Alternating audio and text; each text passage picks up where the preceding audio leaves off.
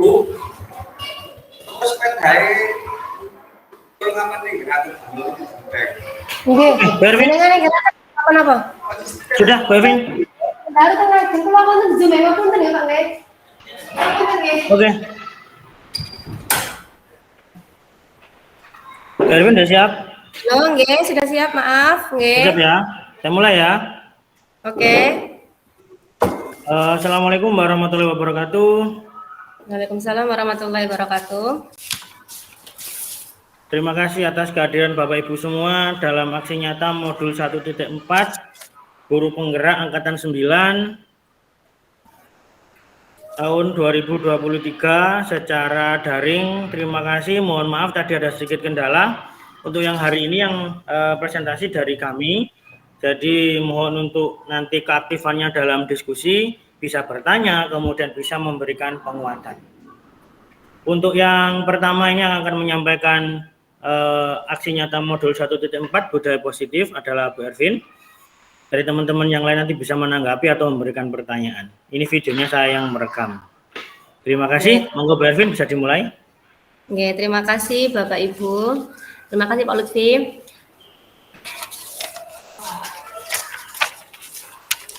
Baik, saya mulai. Bismillahirrahmanirrahim. Assalamualaikum warahmatullahi wabarakatuh. Waalaikumsalam warahmatullahi wabarakatuh. Oke, terima kasih. Salam dan bahagia Bapak Ibu guru hebat semuanya. Sebelumnya marilah kita panjatkan puji syukur atas kehadirat Allah Subhanahu wa taala atas limpahan rahmat dan hidayahnya. Kita semua dapat berkumpul dalam acara ini dalam keadaan sehat walafiat. Tak lupa sholawat serta salam tetap tercurahkan kepada junjungan kita Nabi besar Muhammad SAW, karena atas ajaran beliau kita dapat menikmati indahnya iman dan Islam. Bapak Ibu guru hebat yang ada di room ini semuanya, sebelum saya memaparkan materi saya, terlebih dahulu izinkan saya terlebih dahulu untuk mengucapkan banyak-banyak terima kasih pada panjenengan semua karena sudah bersedia meluangkan waktunya untuk ikut serta dalam acara ini. Jadi selama kurang lebih 1 tahun ke depan saya akan berbagi tentang pemahaman dan pengalaman saya dalam menerapkan budaya positif di kelas. Baik Bapak Ibu, izinkan saya share screen nggih. Share screen. Ngapunten Pak Nanang saya. Nah, Pak Lutfi, saya share screen-nya gimana ini? Oh ya, astagfirullah sudah. Maaf nge-lag. Saya share screen, nggih. Share screen yang aksi nyata. Oke.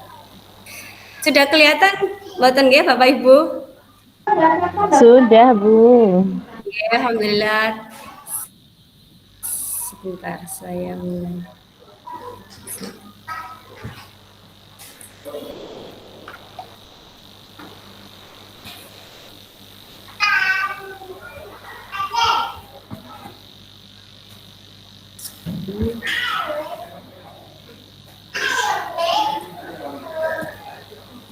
Bentar nggih.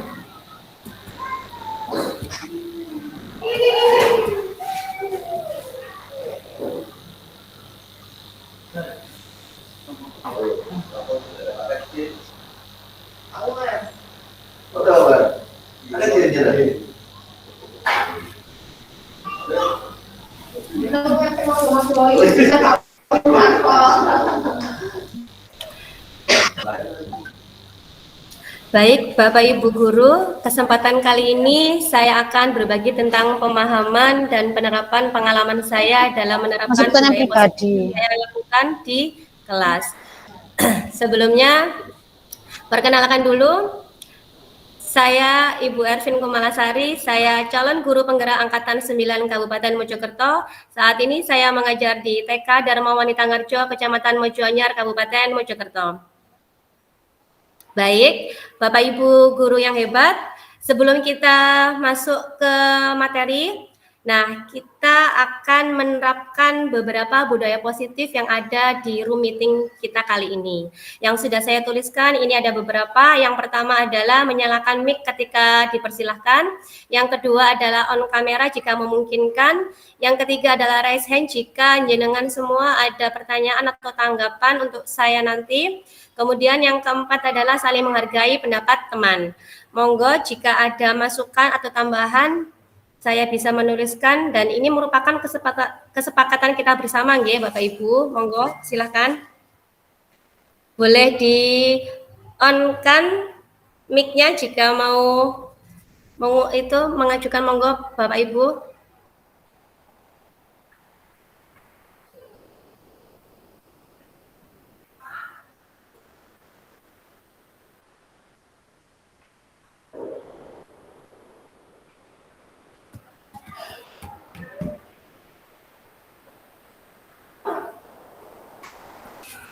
Gimana?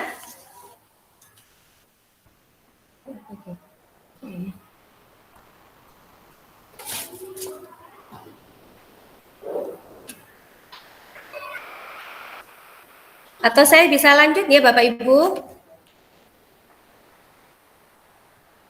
Halo, Bapak Ibu bisa mendengar saya?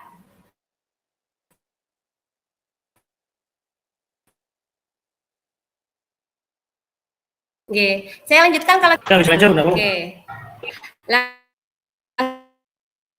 Langsung saja, sebelum saya masuk ke materi lagi, nah saya punya kalimat pemantik atau pertanyaan pemantik. Monggo jenengan bisa nanti menuliskan di kolom chat untuk menanggapi pernyataan saya. Yang pertama adalah hukuman dapat mendisiplinkan anak. Nah, menurut Bapak Ibu, apakah Bapak Ibu setuju atau tidak setuju? Monggo dituliskan di kolom chatnya, nggih.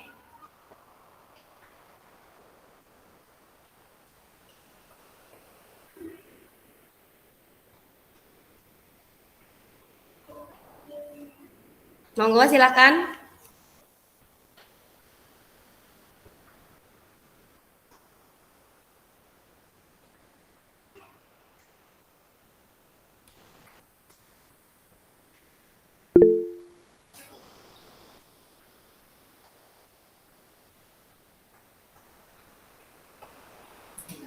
Ya, terima kasih. Tidak setuju, kurang setuju, terima kasih. Nah, lanjut kemudian yang kedua adalah hukuman positif dapat meningkatkan kedisiplinan anak. Menurut panjenengan, setuju atau tidak setuju? Monggo dituliskan di kolom chatnya ya Bapak Ibu.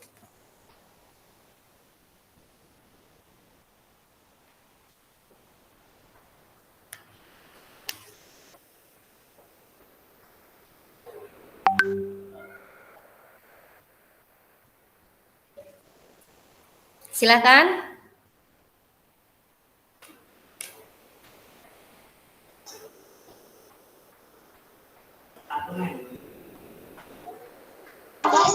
Sudah dimulai napa niki? Nggih Pak Nana sama mulai, monggo ditanggapi setuju atau tidak setuju Pak dari pemantik saya ini. Hukuman positif dapat meningkatkan kedisiplinan anak. Menurut panjenengan gimana? Monggo. Atau boleh langsung ngomong? Oke, terima kasih Bu Diana, sangat setuju. Terus kemudian pemantik yang ketiga itu adalah pemberian hadiah dapat memotivasi anak. Monggo silakan dituliskan di kolom chat ya Bapak Ibu. Terima kasih Bu Ana, setuju. Nah, Bapak Ibu, dari jawaban yang sangat beragam tadi, kita akan mengetahui jawabannya nanti setelah kita membahas materi pada diseminasi kali ini. Nah, budaya positif. Nah, yang ini budaya positif yang saya akan paparkan pada panjenengan semua. Ada 6 subbahasan. Yang pertama adalah disiplin positif dan nilai-nilai kebajikan. Yang kedua adalah teori motivasi, hukuman, penghargaan, dan restitusi. Yang ketiga adalah keyakinan kelas. Yang keempat adalah kebutuhan dasar manusia dan dunia yang berkualitas. Yang kelima adalah posisi kontrol guru, dan yang keenam adalah segitiga restitusi.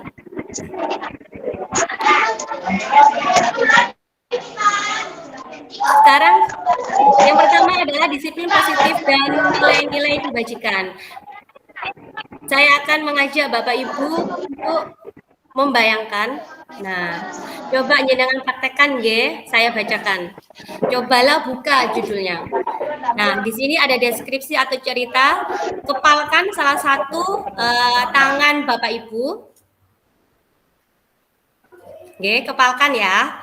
Terus kemudian bahwa Bapak Ibu menyimpan sesuatu yang sangat berharga di dalam kepalan tangan tersebut. Bapak Ibu perlu menjaga benda tersebut sepenuh tenaga karena begitu pentingnya untuk kehidupan Bapak Ibu. Bayangkan jika ada seseorang yang mencoba dengan segala cara untuk membuka kepalan tangan Bapak Ibu dengan cara bisa membujuk, menghardik, mengintimidasi, memarahi, menggoda, menggelitik, bahkan menawari Bapak Ibu uang agar Bapak Ibu bersedia membuka kepalan tangan Bapak Ibu.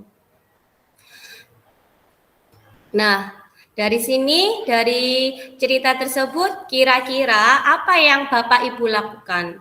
Coba jenengan bisa tulis lagi di kolom chatnya ya Bapak Ibu.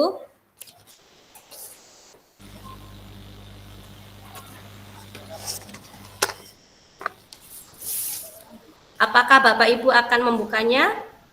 Atau Bapak Ibu nggak membukanya? Atau karena nanti diiming-imingi kasih uang, mau buka? Monggo dituliskan.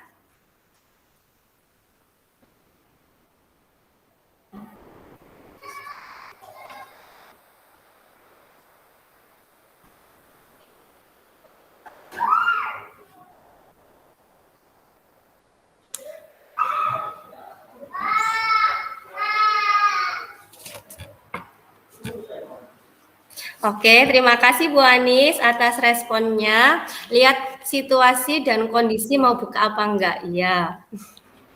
Nah, sebenarnya kita menggenggam sesuatu di tangan itu adalah untuk melindungi sesuatu yang kita yakini berharga untuk kita ketika kita memutuskan untuk membuka atau menutup, itu sebenarnya yang mengontrol adalah diri kita sendiri. Mungkin ada yang berpendapat itu tuh dari luar karena saya tadi dikasih uang misal. Nah, sebenarnya itu hanya ilusi saja nggih Bapak Ibu, karena sepertinya itu memang dari luar, tapi sebenarnya itu yang memutuskan adalah diri kita sendiri. Nah, berikut adalah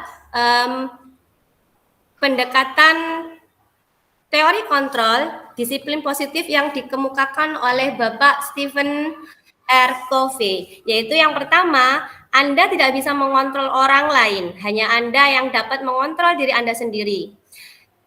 Terus kemudian yang kedua adalah semua perilaku itu memiliki tujuan. Kemudian yang ketiga adalah model berpikir menang-menang. Jadi tidak ada yang kalah, keduanya menang. Kedua belah pihak terpenuhi kebutuhan dasarnya yaitu menang-menang itu tadi. Kemudian yang keempat adalah berkolaborasi dan konsensus yaitu menciptakan pilihan-pilihan baru, dan yang terakhir adalah realitas kebutuhan setiap orang itu berbeda.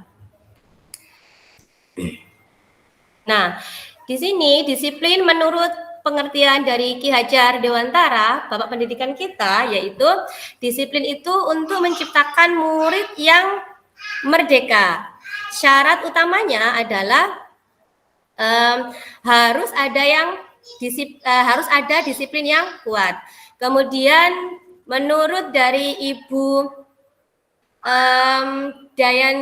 Dayan Gosen itu adalah disiplin berasal dari kata disiplina atau artinya adalah belajar. Terus kemudian akar dari kata disiplin itu adalah disipel yang berarti murid atau pengikut. menjadi murid ataupun pengikut yang baik adalah ketika dia bisa mengetahui apa yang sebenarnya makna yang terkandung di dalam sesuatu yang akan dia ikuti. Disiplin juga berkonotasi dengan disiplin diri. Disiplin diri dapat membuat seseorang menggali potensinya menuju pada sebuah tujuan sesuatu yang dihargai dan bermakna dari kedua pengertian tersebut. Nah, jadi dapat disimpulkan disiplin itu adalah belajar mengontrol diri dengan menggali potensi kita agar tercapai tujuan mulia, yaitu menjadi seseorang yang kita inginkan berdasarkan nilai-nilai yang kita hargai. Nah, nilai-nilai yang kita hargai itu adalah namanya nilai-nilai kebajikan Pancasila. Nah, nilai-nilai kebajikan Pancasila itu adalah berupa sifat-sifat positif manusia yang merupakan tujuan yang ingin dicapai setiap individu. Dan nilai-nilai positif itu setiap perilaku itu pasti memiliki tujuan. Kemudian mengaitkan nilai-nilai kebajikan yang diyakini seseorang, maka motivasi intrinsiknya akan terbangun. Sehingga menggerakkan motivasi dari dalam untuk mencapai tujuan mulia yang diinginkan. Nah, tujuan kita saat ini pendidikan Indonesia itu adalah membentuk anak menjadi profil pelajar Pancasila, yaitu yang pertama bertakwa kepada Tuhan Yang Maha Esa dan berakhlak mulia. Kemudian yang kedua adalah bergotong royong. Yang ketiga adalah berkebinekaan global. Yang keempat adalah kreatif, 5 mandiri, dan 6 berpikir kritis. Nah, kemudian kita akan beranjak ke submateri yang kedua, yaitu teori motivasi, hukuman, penghargaan, dan restitusi. Nah, seperti ini, teori perilaku manusia ada 3. Jadi, teori motivasinya ada 3, yaitu yang pertama adalah untuk menghindari ketidaknyamanan atau hukuman. Yang kedua adalah untuk mendapatkan imbalan dari orang lain. Yang ketiga adalah untuk menghargai diri sendiri. Nah, yang mana motivasi yang pertama dan kedua yaitu untuk menghindari ketidaknyamanan atau hukuman, dan motivasi untuk mendapatkan imbalan dari orang lain itu merupakan motivasi ekstrinsik. Jadi motivasi yang didapat dari luar. Sedangkan untuk menghargai diri sendiri itu merupakan motivasi yang dapatnya itu dari dalam diri sendiri. Nah, jika motivasi ekstrinsik yaitu yang menghindari ketidaknyamanan atau hukuman, maka yang ada di benak orang tersebut itu adalah apa ya yang akan terjadi jika saya tidak melakukannya. Jadi yang dipikirkan itu seperti itu. Dan kalau motivasinya itu adalah untuk mendapatkan imbalan dari orang lain, maka yang ada di benaknya itu adalah apa ya yang akan saya dapatkan jika saya melakukannya. Jadi yang ada pikirannya itu seperti itu. Dan kalau motivasinya itu untuk menghargai diri sendiri, maka yang ada di benaknya itu adalah saya akan menjadi orang seperti apa ya yang jika saya melakukannya, seperti itu. Nah, terus kemudian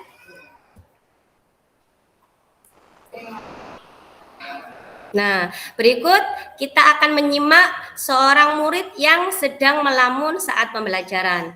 Mari kita simak ya Bapak Ibu. Terjadi pada tanggal 10 November 1945 di Surabaya. Hari Pahlawan memperingati terjadinya perang. Itu siapa itu yang mengambil itu? Mas, tolong.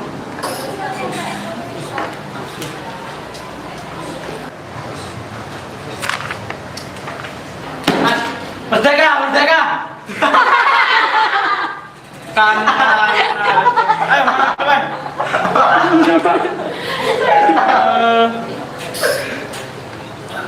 Kami ini ngelamun terus. Saya jelaskan ini, 10 November ada apa? Hari Pahlawan, Pak. Apa itu?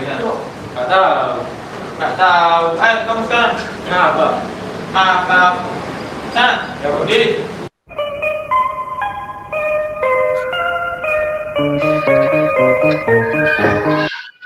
Oke, terima kasih Bapak Ibu sudah menyimak video yang sudah saya tampilkan. Nah, dari video yang sudah saya tampilkan tadi, menurut panjenengan semua, apa yang dilakukan oleh guru tersebut itu merupakan hukuman atau konsekuensi. Monggo saya ingin dengar pendapatnya, bisa di-on-kan mic-nya, silakan. Salah satunya monggo.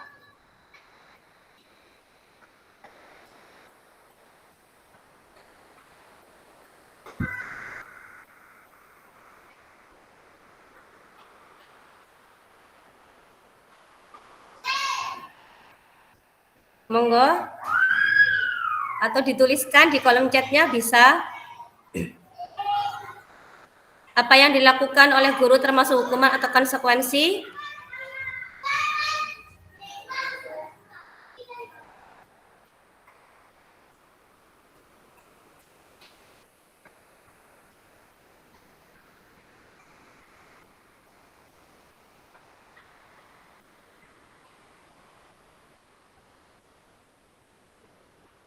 Monggo Bapak Ibu.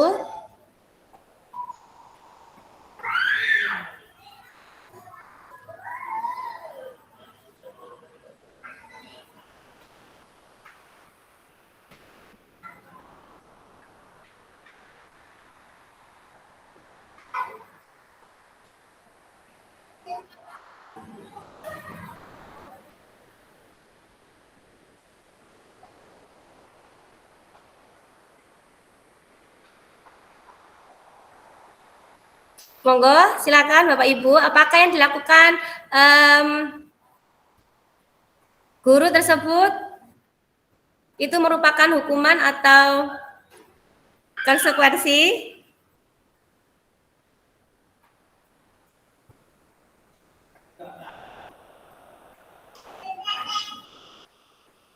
Oke, terima kasih atas responnya Bu Yuli, Bu Rosi. Jawabannya hukuman. Nah, iya, benar sekali nggih Bapak Ibu, yang dilakukan oleh guru tersebut itu adalah merupakan hukuman.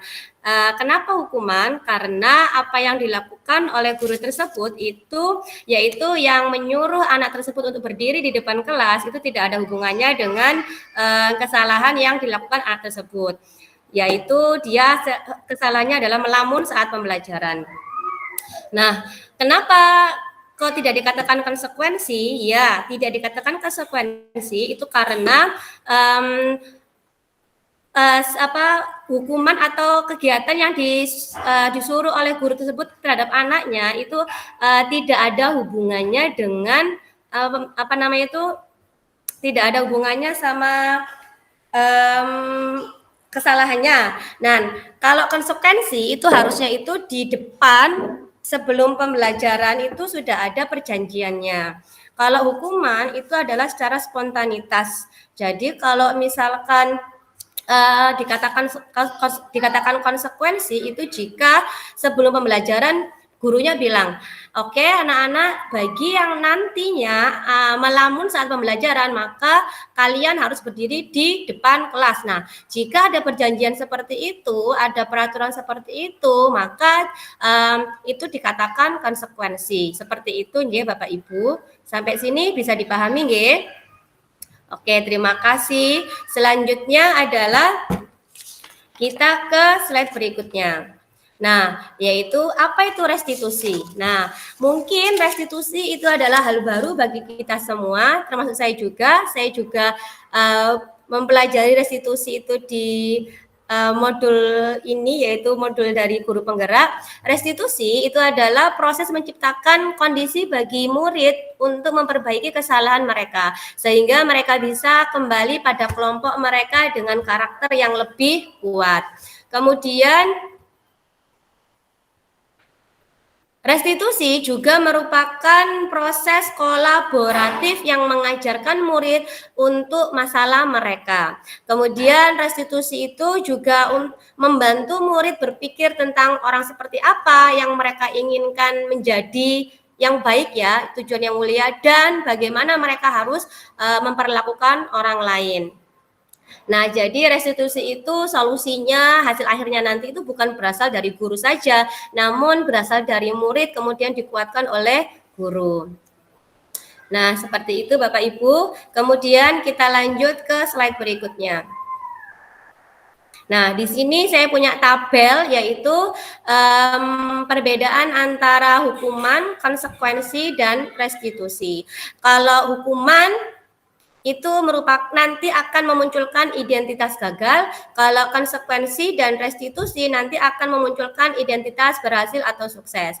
Dan kalau hukuman dari kejadian yang anak tadi dihukum karena melamun, dia kan dihukum nih maju ke depan, berdiri di depan kelas. Nah, maka yang dia rasakan itu adalah sesuatu yang menyakitkan dan itu harus terjadi. Sesuatu menyakitkan mungkin dia bisa malu, bisa trauma seperti itu. Dan itu harus terjadi karena dia dihukum.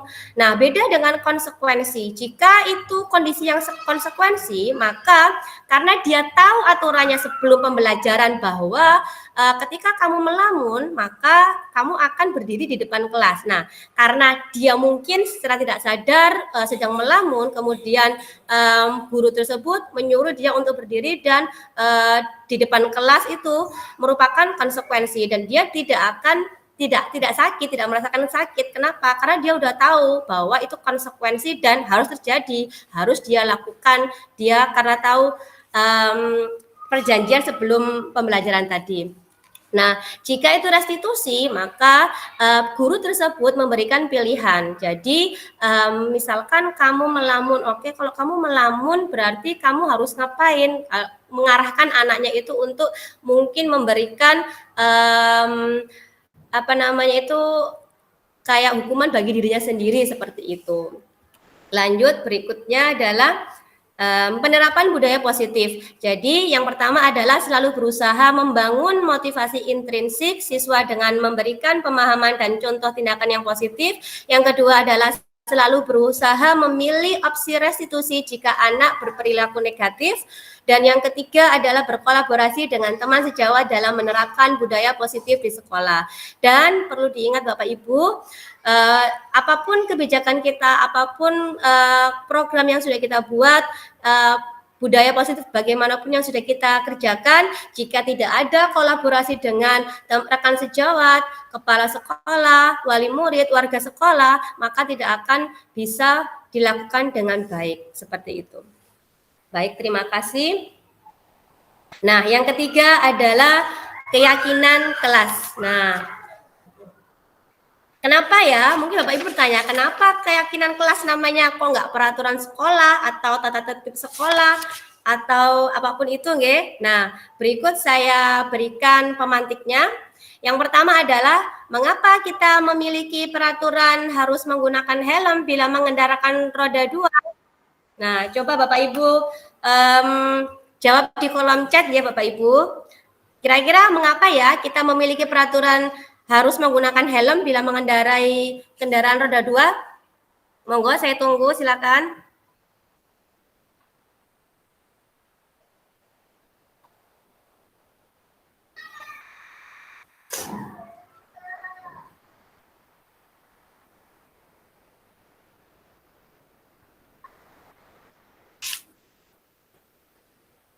Oke, terima kasih Pak Nanang atas responnya untuk keselamatan. Terus kemudian pemantik yang kedua itu adalah mengapa kita memiliki peraturan 3M, yaitu menggunakan masker, mencuci tangan, dan menjaga jarak 1,5 meter. Kira-kira kenapa ya Bapak Ibu? Monggo silakan ditulis di kolom chat.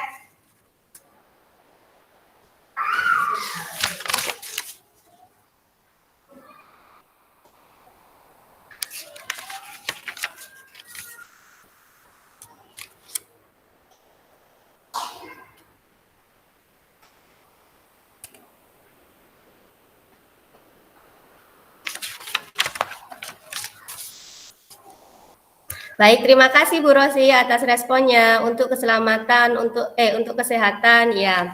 Nah, benar sekali ya Bapak Ibu. Mungkin jawaban kita rata-rata adalah untuk kesehatan, keselamatan, nah diri kita sendiri. Jadi Bapak Ibu meyakini bahwa memakai helm itu baik untuk diri kita, untuk agar kita bisa selamat dari kecelakaan, mungkin seperti itu.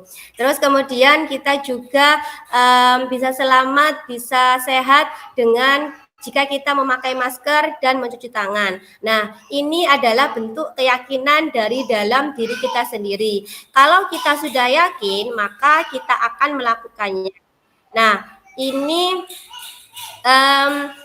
jawabannya Bapak Ibu Nj, yaitu seseorang akan lebih tergerak dan bersemangat untuk menjalankan keyakinannya daripada hanya sekedar mengikuti serangkaian peraturan tertulis tanpa makna.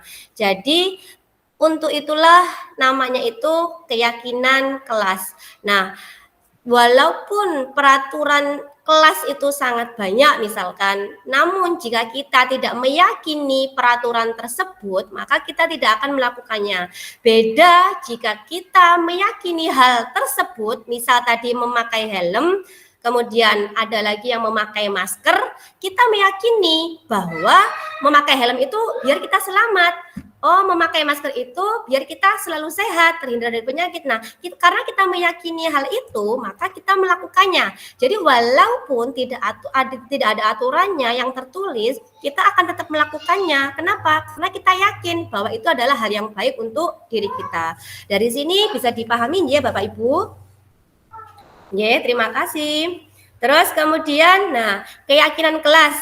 Pembentukan keyakinan kelas itu ada beberapa tahapan. Yang pertama itu adalah keyakinan kelas itu bersifat lebih abstrak, dibuat dalam bentuk positif. Terus kemudian keyakinan kelas itu berupa pernyataan-pernyataan universal. Kemudian keyakinan kelas itu juga tidak terlalu banyak, jadi poin-poinnya saja. Terus kemudian, dan ini yang paling penting adalah keyakinan kelas itu harus dibuat oleh semua warga kelas. Jadi semua ikut berkontribusi dalam pembentukan keyakinan kelas. Seperti itu. Nah, berikut adalah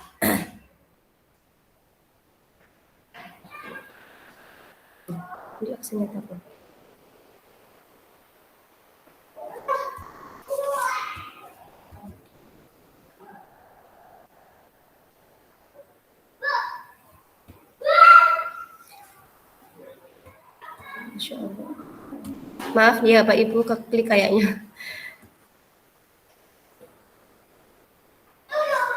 Nah, berikut adalah keyakinan kelas yang sudah saya praktekkan di sekolah, di kelas saya. Nah, prosedur pembentukan keyakinan kelas yang pertama adalah curah pendapat anggota kelas. Jadi anak-anak saya tanyain, keyakinan kelas bagaimana yang kalian inginkan agar kelas kita terbentuk kelas yang nyaman, aman, menyenangkan, senang kamu di sini, kira-kira apa? Nah, dari pendapat anak-anak kemudian saya catat, saya tulis di kertas kuning ini. Nah, dari sini kemudian saya mengubah kalimat negatif yang sudah sebutkan sama anak-anak menjadi ke kalimat positif. Kemudian berikutnya adalah kami meninjau kembali keyakinan kelas yang sudah kami buat. Kemudian saya meminta anak-anak warga kelas kita yaitu untuk menyetempel jempol ke perjanjian atau keyakinan kelas yang sudah kita buat. Nah, di sini anak-anak sangat bersemangat karena hal nyetempel itu hal yang baru buat anak-anak, apalagi anak TK, ya Bapak Ibu.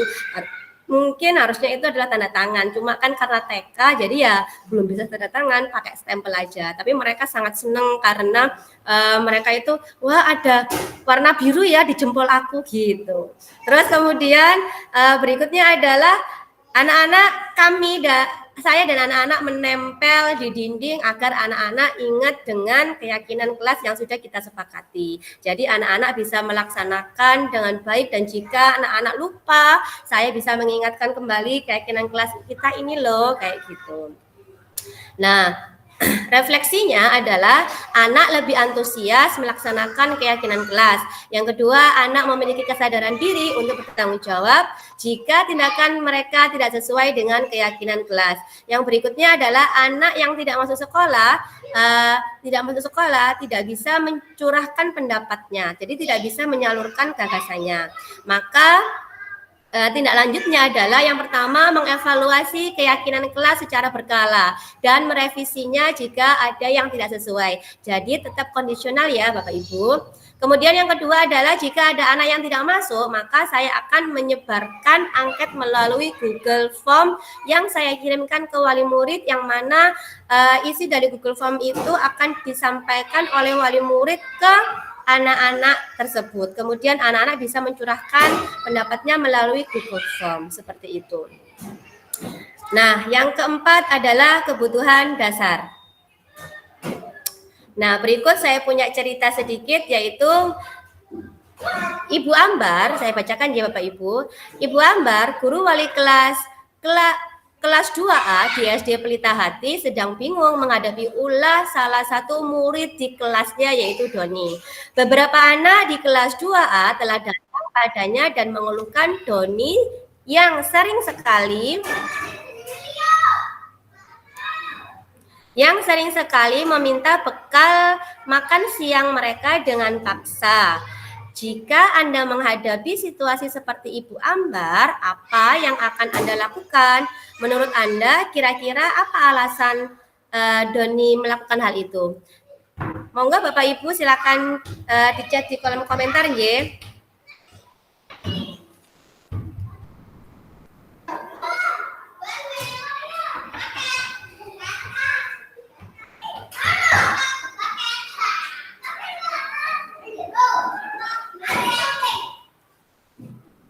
Monggo Bapak Ibu, kira-kira menurut Anda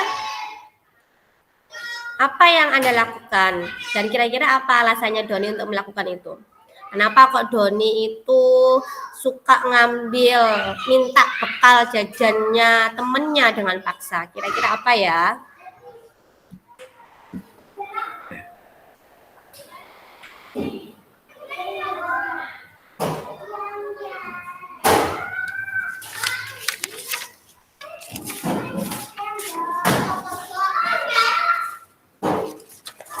Monggo silakan ditulis ya. Terima kasih Pak Lutfi. Oh iya, dinasihati. Iya, terima kasih Bu Anis. Doni kurang perhatian jadi dia mencari perhatian. Iya, oke, benar. Boleh jadi. Nah, terima kasih atas jawaban Bapak Ibu. Jadi di sini alasan Doni bisa bermacam-macam ya. Mungkin jenengan bisa berpikir Doni itu kurang perhatian, jadi mencari perhatian, atau mungkin juga Doni itu belum makan, atau mungkin juga Doni itu penasaran dengan lauknya temannya, jadi dia itu kepo kayak gitu. Terus kemudian, nah apa yang dilakukan Doni itu adalah untuk memenuhi kebutuhan dasarnya. Nah, yaitu mungkin makanan dalam hal ini. Nah, jadi sekarang kita akan mempelajari apa saja kebutuhan dasar manusia itu. Nah, kebutuhan dasar manusia itu ada 5, yaitu yang pertama adalah bertahan hidup. Nah, bertahan hidup ini termasuk ke dalam kebutuhan fisiologis, yaitu semua adalah pemenuhan fisik seseorang seperti makan, minum, tempat tinggal, seperti itu. Kemudian yang kedua adalah kebutuhan dasar kasih sayang dan rasa diterima. Jadi setiap anak itu pasti ingin disayang dan ingin diperhatikan. Kemudian yang ketiga adalah kebutuhan dasar kebebasan. Jadi setiap anak itu ingin bebas dari bosan, bebas dari rasa takut. Nah, seperti itu. Kemudian yang keempat adalah kebutuhan dasar kesenangan. Jadi anak-anak itu pasti memiliki kesenangan sendiri-sendiri apa yang disukainya. Seperti misalkan bernyanyi di kelas, seperti itu. Atau kemudian membaca buku atau novel, seperti itu. Terus kemudian yang terakhir adalah kebutuhan dasar penguasaan. Nah, contohnya itu adalah misalkan dia ingin menjadi anak rank anak yang ranking 1 misalkan, atau kemudian dia ingin menjadi ketua kelas. Nah, itu merupakan contoh dari kebutuhan dasar penguasaan. Nah, Bapak Ibu, berikutnya adalah posisi kontrol guru. Nah, saya punya video, mari kita simak 5 posisi kontrol guru dalam menghadapi kondisi siswa.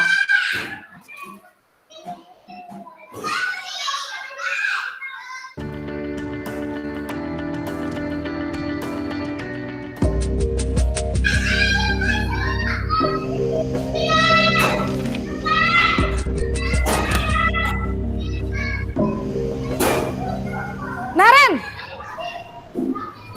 Sini kamu! Selamat pagi, Bu. Selalu terlambat. Kamu deh, pasti terlambat. Maaf, Bu. Saya... Apa? Apa coba? Alasan kamu apa lagi? Kapan sih kamu tidak terlambat? Malas sekali ya kamu jadi anak. Saya... Dasar pemalas. Gak kapok-kapok sih kamu. Sudah berapa kali terlambat? Sana, kamu keliling lapangan basket 2 kali. Kenapa saya harus keliling lapangan basket, Bu? Kenapa? Kamu mau lawan ibu? Berani-beraninya jawab. Sudah terlambat, masih berani jawab pula. Sekarang, keliling lapangan basket 5 kali sekalian. Biar kapok. Cepat, pergi sana ke lapangan basket.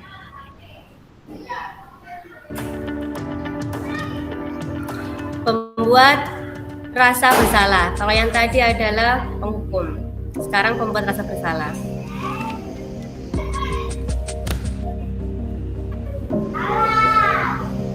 Naren!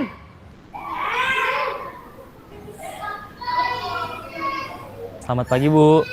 Naren. Kamu kenapa terlambat lagi, nak? Ya Tuhan, Naren. Kamu senang ya bikin ibu susah ya?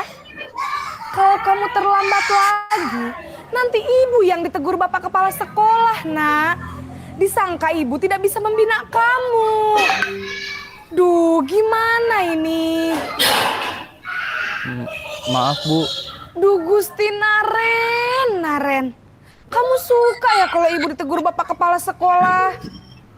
Terus, sekarang ibu harus tulis apa ini di buku absen? Ini kamu sudah sering terlambat loh. Ibu harus apa coba? Maaf, Bu. Maaf sekali. Ya sudah, lain kali jangan bikin ibu susah lagi ya, nak ya. Ibu tidak akan kuat lagi kalau kamu begini terus. Bisa jantungan kalau ibu ditegur bapak kepala sekolah. Sana cepat ke kelas. Maaf ya, Bu. Maaf sekali.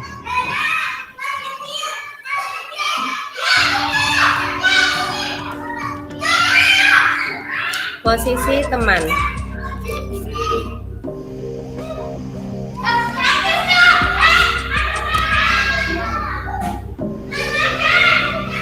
Naren!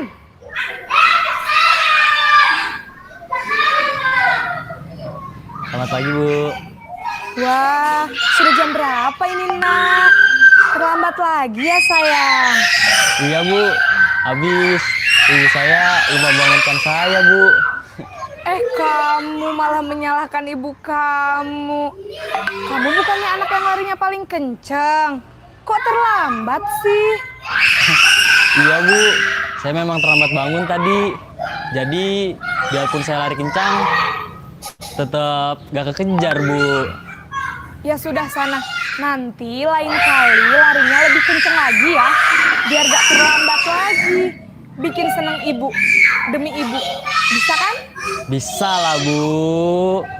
Ya sudah sana masuk kelas. Ibu beresin urusan absen kamu. Kamu ini ada-ada saja.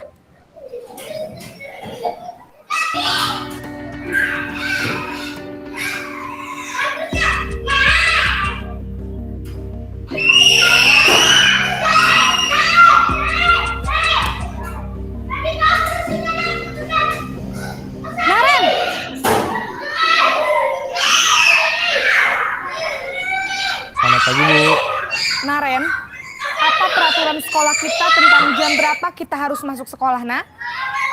Kita harus di sekolah jam 7, Bu.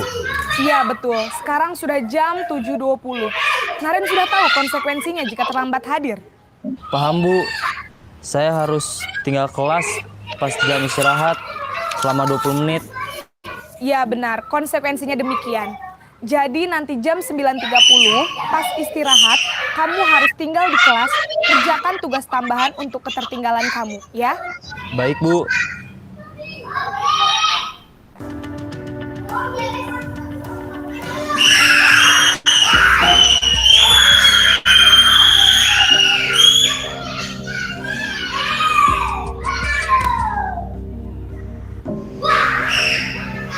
Naren!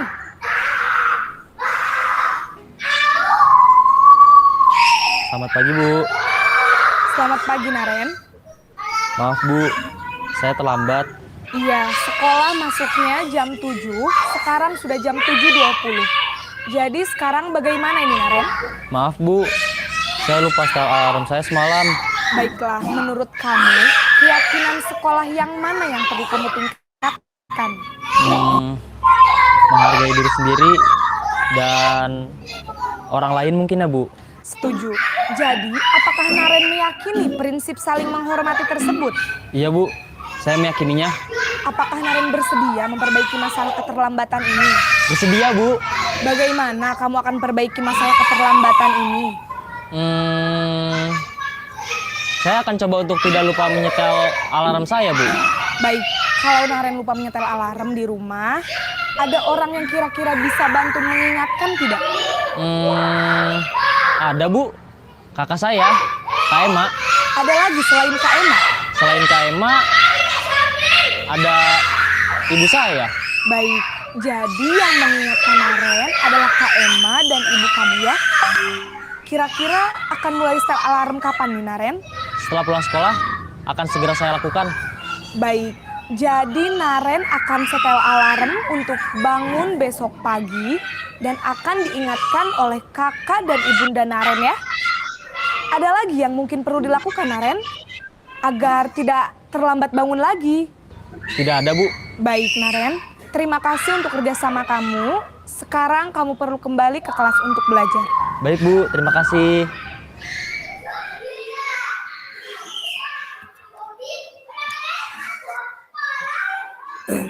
Nah, Bapak Ibu, dari video tersebut saya rasa sudah sangat jelas nggih posisi kontrol seperti apa yang perlu kita terapkan dalam mendidik murid-murid kita ketika mereka melakukan kesalahan. Berikut adalah beberapa posisi kontrol. Nah, yang pertama adalah penghukum, kedua adalah membuat orang merasa bersalah, kemudian yang ketiga adalah teman, yang keempat adalah pemantau, dan yang kelima adalah manajer.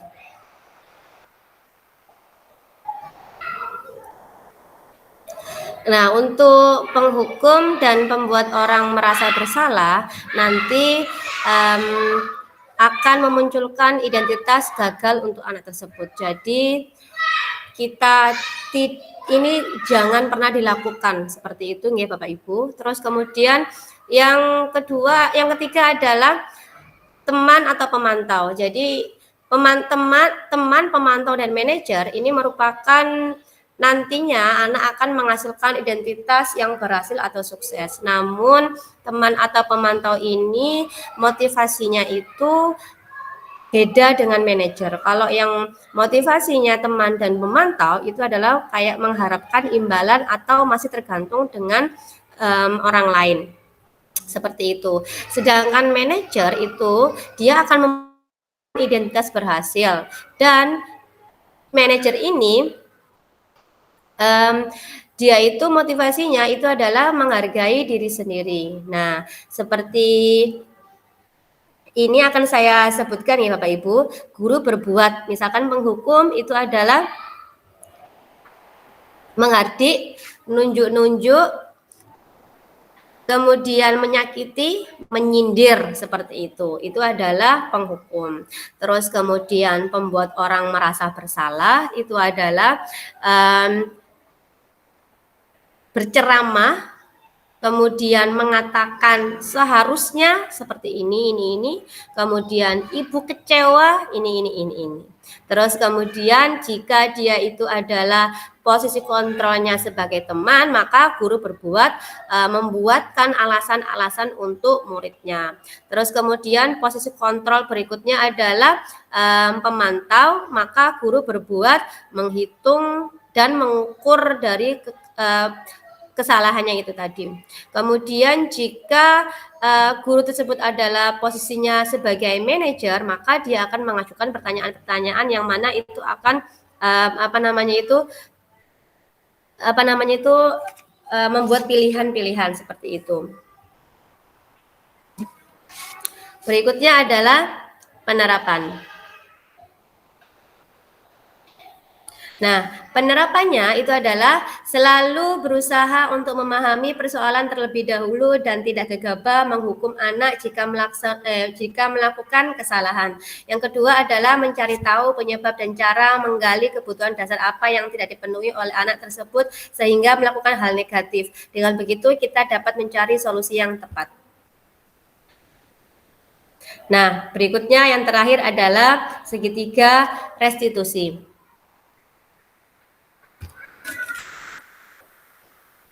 Nah, bedanya apa sama restitusi? Kalau restitusi itu adalah pengertiannya tadi kan anak itu dikembalikan lagi ke kelompoknya dalam keadaan yang lebih baik dari kesalahannya. Nah, kalau segitiga restitusi itu adalah tahapannya, yaitu yang pertama adalah menstabilkan identitas. Jadi kita akan membentuk sebuah identitas yang berhasil pada anak. Kita tanyakan dulu apa alasannya, mengapa demikian, dan kita mungkin mengatakan bahwa semua orang itu pernah melakukan kesalahan itu. Terus kemudian adalah yang kedua, validasi tindakan yang salah. Jadi kita menanyakan alasan kepada anak tersebut melakukan hal tersebut itu. Jadi nanti dia akan mencurahkan semua masalahnya kepada kita. Jadi dia akan menceritakannya. Kemudian yang ketiga adalah menanyakan keyakinannya, yaitu dalam menanyakan keyakinan ini apakah sudah sesuai dengan keyakinannya yang sudah kita sepakati, seperti itu. Nah, berikut adalah penerapan segitiga restitusi yang sudah saya terapkan di sekolah saya. Mas Davin. Iya, Bu Guru. Tadi Bu Guru lihat Mas Davin bertengkar dengan Mas Billy, apa benar? Iya, Bu Guru. Tadi Billy mau ngambil jajan aku. Oh, begitu ya. Wajar kalau Mas Davin marah. Jika Bu Guru juga pasti Bu Guru akan marah. Lalu, apa yang kamu lakukan terhadap Mas Billy? Aku marah-marah, Bu Guru. Lalu aku banting kursi. Oh begitu, pasti Mas Davin berbuat seperti itu karena ada alasannya. Iya, Bu Guru. Saya dibawain bekal sama Mama, tapi diambil Billy. Ya wajar kalau Mas Davin marah karena tidak rela jajannya diambil sama Mas Billy. Nah, Bu Guru sangat menghargai tindakannya Mas yang tidak berbuat lebih buruk lagi daripada itu, misalnya memukul Mas Billy. Nah, itu tidak boleh. Nah, sekarang coba dipikirkan apakah tindakannya Mas Davin marah, kesal sampai memanting kursi itu apakah merupakan perilaku yang baik? Iya, benar, tidak baik ya. Yang sesuai dengan keyakinan kelas dan janji siswa kita di sekolah itu sesuai apa enggak? Tidak, Bu Guru. Iya, menurut Mas Davin, keyakinan kelas atau janji siswa apa yang sudah Mas Davin langgar? Saya langgar, boleh berkelahi, boleh berteriak, tidak boleh merusak barang. Betul Mas Davin, menurut Mas Davin tidak boleh berkelahi itu penting atau tidak? Iya, Bu Guru. Iya, baik. Kalau menurut Mas Davin itu penting, keyakinan apa yang harus Mas Davin lakukan pada saat sedang marah? Harus lebih sabar. Pinter, Mas Davin harus lebih sabar. Terus kemudian Mas Davin mau memperbaiki masalah ini? Mau. Iya, pinter. Nah, apa yang akan Mas Davin lakukan untuk memperbaiki masalah ini? Saya akan belajar sabar dan menahan marah. Kalau ada yang ambil saja, nanti dilaporin ke guru. Oke, terima kasih. Bener banget, Mas Davin pinter, tepat sekali. Nah, Mas Davin tetap semangat ya belajarnya dan tidak boleh berkelahi lagi. Oke, terima kasih. Terima kasih Bu Guru. Iya, sekarang boleh bermain ya. Ya, pintar Mas Davin. Nah, baik Bapak Ibu, terima kasih. Itu tadi adalah video di mana anak melakukan kesalahan. Maka yang saya lakukan adalah di tahapan restitusi itu adalah yang pertama, saya menstabilkan identitasnya. Jadi tadi Mas Davin ngapain seperti itu. Kemudian yang kedua adalah validasi tindakan yang salahnya. Kemudian yang ketiga adalah menanyakan keyakinan kelasnya. Baik Bapak Ibu, mungkin ada pertanyaan dari Bapak Ibu atas penjelasan saya tadi, mungkin yang kurang jelas. Silakan di kolom komentar atau di on-kan cam-nya boleh.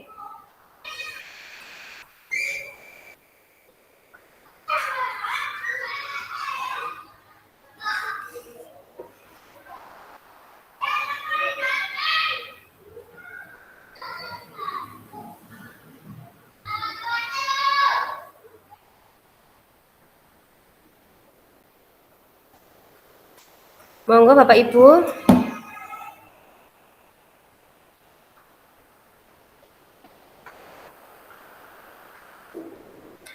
Oh iya, terima kasih Bu Rosi. Bagaimana cara menerapkan restitusi pada anak usia dini atau SD atau pada anak yang menyebabkan masalah di kelas dan hanya anak itu saja. Nah, kalau menurut saya, karena saya megang anak PAUD ya Bu Rosi, saya melakukan tahap restitusi itu adalah tentu dengan 3 tahapan yang seperti tadi itu, yaitu yang pertama menstabilkan identitasnya. Saya menanyakan kenapa, misalkan tadi Davin itu melakukan kesalahan seperti itu. Saya gali, saya tanya, kemudian dia bercerita dan saya tahu kenapa alasannya dia melakukan seperti itu. Dan saya memberikan penguatan bahwa oke, manusiawi, misalkan kita berbuat kesalahan. Jadi terus saya memvalidasi kesalahannya, yaitu dia membanting meja, terus kemudian marah-marah seperti itu. Nah, terus kemudian yang terakhir itu adalah menanyakan keyakinannya. Jadi keyakinan kelas kita. Jadi mengingatkan kembali keyakinan kelas yang sudah kita sepakati. Kemudian dia sendiri yang mengingat keyakinan kelasnya seperti apa. Apakah hal yang sudah dia lakukan yaitu dengan menggebrak meja, membanting kursi, terus kemudian berteriak atau marah-marah itu sesuai dengan keyakinan dari kelas kita. Terus kemudian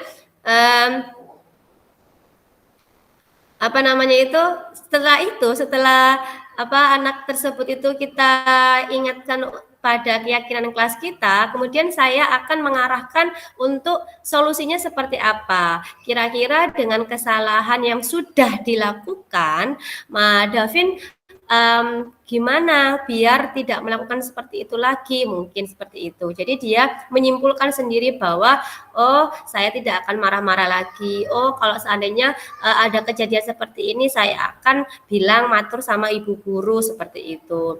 Dan misalkan ada menyebabkan yang pada anak yang menyebabkan masalah di kelas, hanya anak itu saja, tentu anak tersebut akan saya dampingi atau lebih intens saya panggil seperti itu. Saya tanya, kenapa? Misalkan yang ganggu tadi kan Mas Billy. Kenapa Mas Billy suka ngambil makanan temannya? Oh, ternyata dia itu jarang membawa bekal, misalkan. Oh, ternyata dia itu kebutuhan fisiknya yaitu makanannya belum dipenuhi. Jadi ya tentu berkolaborasi dengan orang tua. Saya panggil orang tuanya untuk datang ke sekolah dan kami ngobrol tentang masalah anak tersebut seperti itu. Terus kemudian Bu Diana, terus Pak Nanang juga tanya, jika anak sudah melanggar terus, sudah direstitusi, ternyata masih mengulangi kesalahan lagi, apa yang harus dilakukan guru tersebut? Tentu pembelajaran anak itu kalau sudah salah, kemudian dia salah lagi, tentu kita akan mengingatkan terus menerus ya Bapak Ibu, dan kita akan memberikan teladan yang baik, yang mana kita akan menanamkan pendidikan berkarakter, yaitu yang berakhlak baik yang tadi itu, yang merupakan tujuan dari pendidikan nasional, yaitu profil pelajar Pancasila. Nah, yang mana dalam rangka untuk mengingatkan anak-anak, mungkin sudah diingetin salah lagi seperti itu ya, kita harus memang mengingatkan dan kitanya harus sabar seperti itu Bapak Ibu, dengan memberikan teladan contoh yang baik dan juga pembiasaan di sekolah. Makanya itu budaya positifnya itu dilakukan, dan semua itu harus dikolaborasikan, dilaksanakan oleh semua warga sekolah, siswa, guru, kepala sekolah, dan wali murid seperti itu. Terima kasih Bapak Ibu. Sampai sini sudah selesai ya presentasi dari saya. Saya kembalikan lagi ke moderatornya. Monggo Pak Lutfi. Siap, terima kasih Bu Ervin. Demikian tadi Bapak Ibu presentasi dari Bu Ervin, budaya positif modul 1.4 guru penggerak angkatan 9 tahun 2023. Kita beri reaction lagi yang meriah untuk Bu Ervin Pumalasari. Oke, terima kasih. Bisa diakhiri untuk share screen-nya Bu Ervin. Boleh. Itu apa, belum minta tolong juga difotoin ya Pak ya? Oh, difoto. Iya. Buat laporan nanti. Oke, siap. Oke, terima kasih teman-teman. Sukses selalu. Sudah aman, siap. Oke, terima kasih.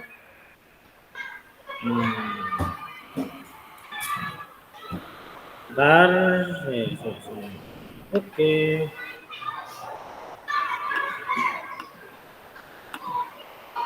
Sudah, masuk.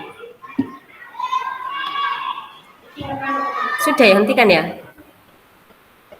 Oh, ini ngerekam terus, itu suka. Oke, baik. Untuk selanjutnya, monggo moderatornya Bu Puji. Assalamualaikum warahmatullahi wabarakatuh. Waalaikumsalam warahmatullahi wabarakatuh. Selamat pagi teman-teman hebat CGP Angkatan 9 dari Kabupaten Mojokerto. Pada pagi hari ini alhamdulillahirrabbilalamin kita kembali dapat bertatap maya untuk melakukan diseminasi aksi nyata budaya positif modul 1.4. Pada kesempatan kali ini izinkan teman saya Bapak Muhammad Lutfi Sirajuddin yang akan memaparkan budaya positif kepada panjenengan semua. Waktu dan tempat disilakan. Silakan Pak Lutfi.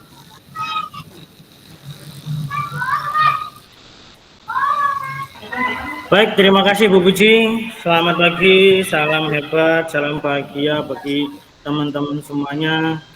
Perkenalkan, nama saya Muhammad Lutfi Sirajuddin. Saya calon guru penggerak angkatan 9 dari Kabupaten Mojokerto, Kecamatan Trawulan, yang pada hari ini akan melaksanakan share screen ya. Sebentar ini saya matikan dulu. Ini ada feedback nggak? Sudah enggak? Oke. Mohon izin saya share screen.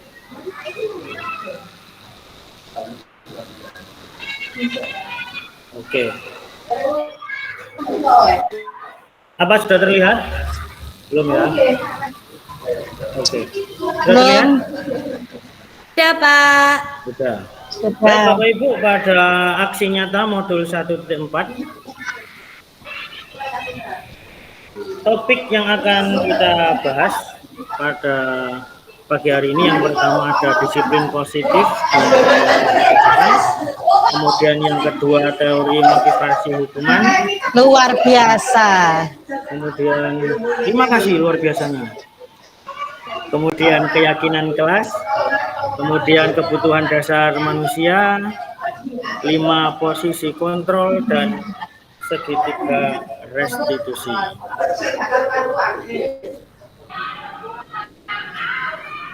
Kita akan membahas tentang budaya positif. Ini ada sebuah pertanyaan Bapak Ibu, monggo kita jawab bersama. Bisa raise hand atau melalui kolom chat yang sudah ada. Apakah makna disiplin? Pernahkah kita menerapkannya?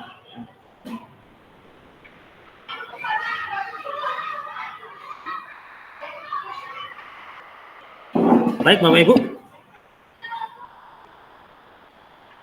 Ya, ini ada dari kolom chat. Disiplin adalah oke, siap. Terima kasih. Pernah melaksanakan disiplin, pernah menerapkan disiplin. Baik. Terima kasih atas ini Bu, Bapak Ibu. Kita ke disiplin positif. Disiplin positif ini pengertiannya adalah pendekatan untuk menerapkan dari dalam diri anak tanpa hukuman dan hadiah. Disiplin positif perlu diterapkan baik dalam lingkungan keluarga maupun lingkungan sekolah. Dengan menerapkan disiplin positif, diharapkan tindak kekerasan dapat dihindari. Jadi disiplin positif ini mendorong untuk terjadinya motivasi dari dalam diri murid tersebut, bukan hanya dari luar, agar terhindar tindakan kekerasan yang ada. Kemudian kita beranjak ke slide nilai dan kebajikan universal. Disiplin merupakan kegiatan mengontrol perilaku diri sendiri untuk melakukan tindakan sesuai dengan nilai yang kita yakini tanpa adanya perintah dari orang lain. Nilai yang diyakini adalah nilai kebajikan sesuai profil pelajar Pancasila. Seperti yang telah dijelaskan tadi, bahwa disiplin positif di sini mendorong siswa atau mendorong murid untuk melakukan hal baik dari dalam diri mereka tanpa ada perintah. Ya, jadi tidak perlu diperintah dulu, ada motivasi sendiri, ada kemauan sendiri dari dalam diri siswa atau murid tersebut. Ini ada pertanyaan lagi, monggo bisa bergabung di kolom chat. Pertanyaan selanjutnya adalah, apa yang menjadi motivasi kita untuk hadir tepat waktu di sekolah? Apa yang menjadi motivasi kita? Bisa langsung di chat saja di kolom chat. Kalau saya pribadi, apa motivasi saya? Karena ada absen. Kalau absennya nanti terlambat, dapat potongan dah. Aduh. Itu motivasi saya, karena saya meyakini perubahan itu memang ada karena dipaksa dulu. Kalau sudah dipaksa nanti jadinya terpaksa. Kalau sudah terpaksa nanti jadinya terbiasa.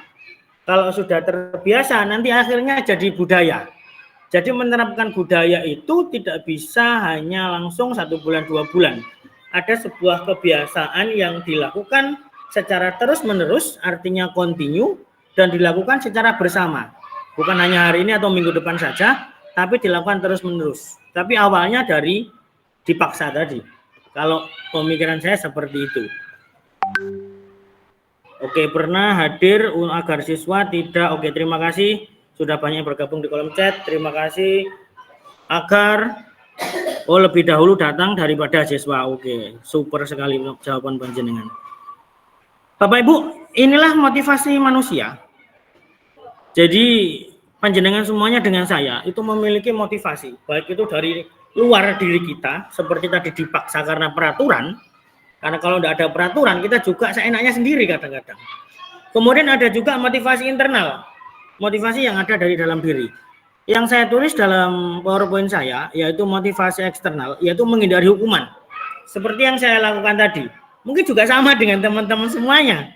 Kalau prestasinya sudah hidup, jam 7 terakhir pagi, pasti sebelum jam 7 sudah nyampe sekolah. Kecuali yang dinas luar. Kalau nggak gitu nanti tidak 100% ada potongan tunjangan. Nah, kalau sudah ada hukuman seperti ini, biasanya ada warning. Ada warning kemudian kita, waduh dihukum nih. Waduh ada konsekuensinya nih. Jadi kita tergerak untuk melakukan perubahan. Kemudian yang kedua, mendapatkan pujian atau imbalan dari orang lain. Biasanya kalau datang tepat waktu, apakah mungkin dari panjenengan ada yang ingin dipuji oleh kepala sekolah? Apakah mungkin, oh ini guru penggerak ternyata datangnya pagi-pagi gitu ya? Apakah seperti itu? Saya tidak tahu, hanya panjenengan dan Tuhan yang tahu. Kalau saya tidak mengharapkan itu, saya takut dengan hukuman. Ya, saya fair ya. Kemudian motivasi internal yang dari dalam diri itu menghargai diri sendiri dengan nilai-nilai yang dipercayai hukuman. Ya. Jadi memang sudah dari dalam dirinya bahwa datang tepat waktu ke sekolah itu memang sudah kewajiban, bukan hanya tuntutan, tapi kita juga memberikan tuntunan. Bukan hanya sekedar hukuman, tapi memberikan contoh nyata bagi siswa-siswa kita. Tapi itu juga kita sepertinya masih berproses ke arah sana. Belum tiba-tiba kita datang ke tepat waktu sekolah karena motivasi dari diri, itu juga mungkin sudah 50%, tapi selebihnya mungkin karena hukuman. Karena kalau manusia tidak diberi warning, mungkin tidak akan kalang kabut. Kalau sudah kalang kabut kan nanti keluar jurus-jurusnya. Oke, selanjutnya kita ke pertanyaannya, pernahkah kita, nah ini tentang keyakinan kelas. Keyakinan kelas. Saya tidak akan menampilkan video karena di pertemuan awal tadi videonya sudah diborong. Jadi saya akan tampilkan slide saja. Pernahkah kita membuat keyakinan kelas? Keyakinan kelas. Tadi sudah dibahas keyakinan kelas ya. Pernah apa tidak? Silakan bergabung di kolom chat. Ya. Oke, sudah mulai mengetik. Oke. Oh, sudah pernah. Masih proses. Oke. Belum akan dilaksanakan dalam waktu dekat. Oke, sudah bagus. Sudah ada yang melaksanakan. Keyakinan kelas, Bapak Ibu mungkin ada yang belum mengetahui apa itu keyakinan kelas. Loh Pak, kok bukan peraturan kelas, kok keyakinan kelas? Nah ini di guru penggerak memang diberikan hal-hal yang unik, hal-hal yang menarik. Keyakinan kelas itu adalah sebuah metode atau cara untuk menimbulkan kembali disiplin positif. Lagi-lagi kita bagaimana cara mendorong ya. Kita tidak memaksa, tapi kita mendorong terciptanya disiplin positif yang didasari oleh motivasi dari dalam diri. Implementasi keyakinan kelas dilatar belakangi bahwa ditemukannya beberapa murid yang masih perlu untuk diingatkan tentang kedisiplinan. Jadi keyakinan kelas ini ada, dibuat bersama, kemudian diyakini bersama, kemudian nanti konsekuensinya bagaimana untuk siswa-siswa kita yang ada di kelas. Jadi semuanya membuat secara bersama. Seperti itu. Nah Bapak Ibu mohon izin, ini adalah perbedaan antara peraturan kelas, kemudian antara keyakinan kelas. Mungkin panjenengan masih ada yang bertanya-tanya, ini bedanya apaan sih kan gitu. Kalau di sini monggo dibaca di slide yang sedang saya tulis, peraturan kelas.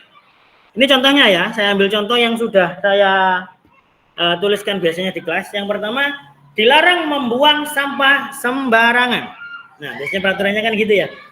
Kemudian, dilarang ramai saat pelajaran. Dilarang mengganggu temannya. Gunakanlah masker. Atau mungkin dilarang membuli temannya. Hormatilah gurumu.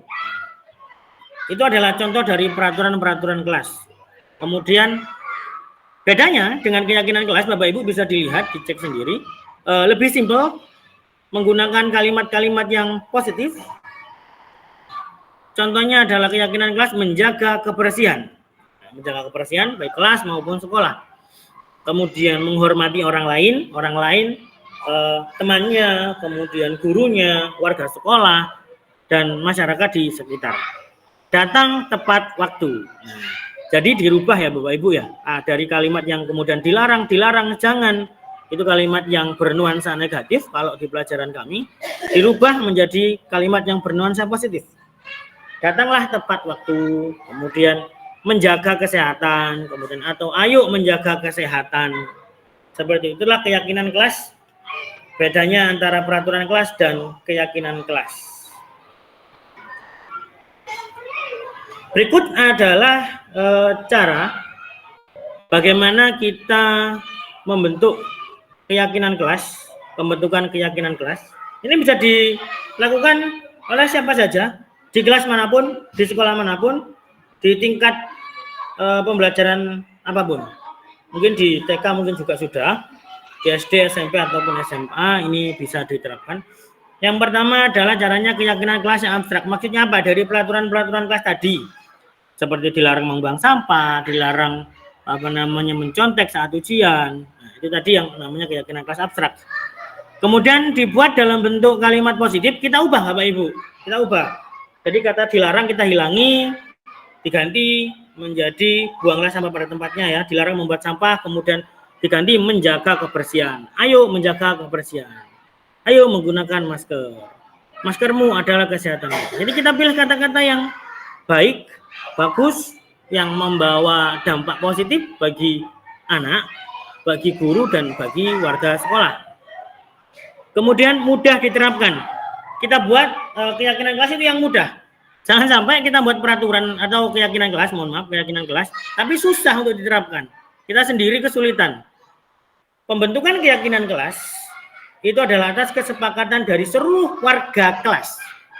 Seluruh warga kelas. Jadi seluruh murid dan guru itu setuju, sepakat tentang keyakinan kelas yang telah mereka buat bersama. Dan biasanya ini dicetak dalam bentuk poster, kemudian di print juga boleh, agar seluruh warga kelas ya, seluruh warga kelas bisa membacanya dengan mudah. Selanjutnya seluruh warga kelas berkontribusi, semuanya warga kelas, ya, seluruh yang ada di kelas itu melaksanakan dengan baik apa yang sudah ditulis, keyakinan-keyakinan kelas apa yang sudah ditulis bersama tadi.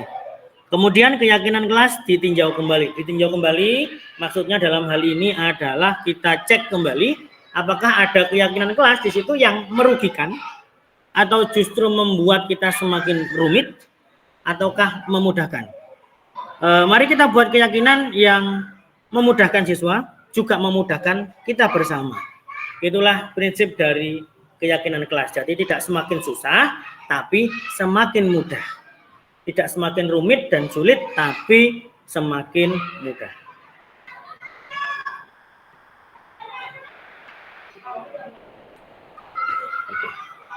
Bapak Ibu, kita beranjak ke slide selanjutnya. Kita ada kebutuhan dasar manusia.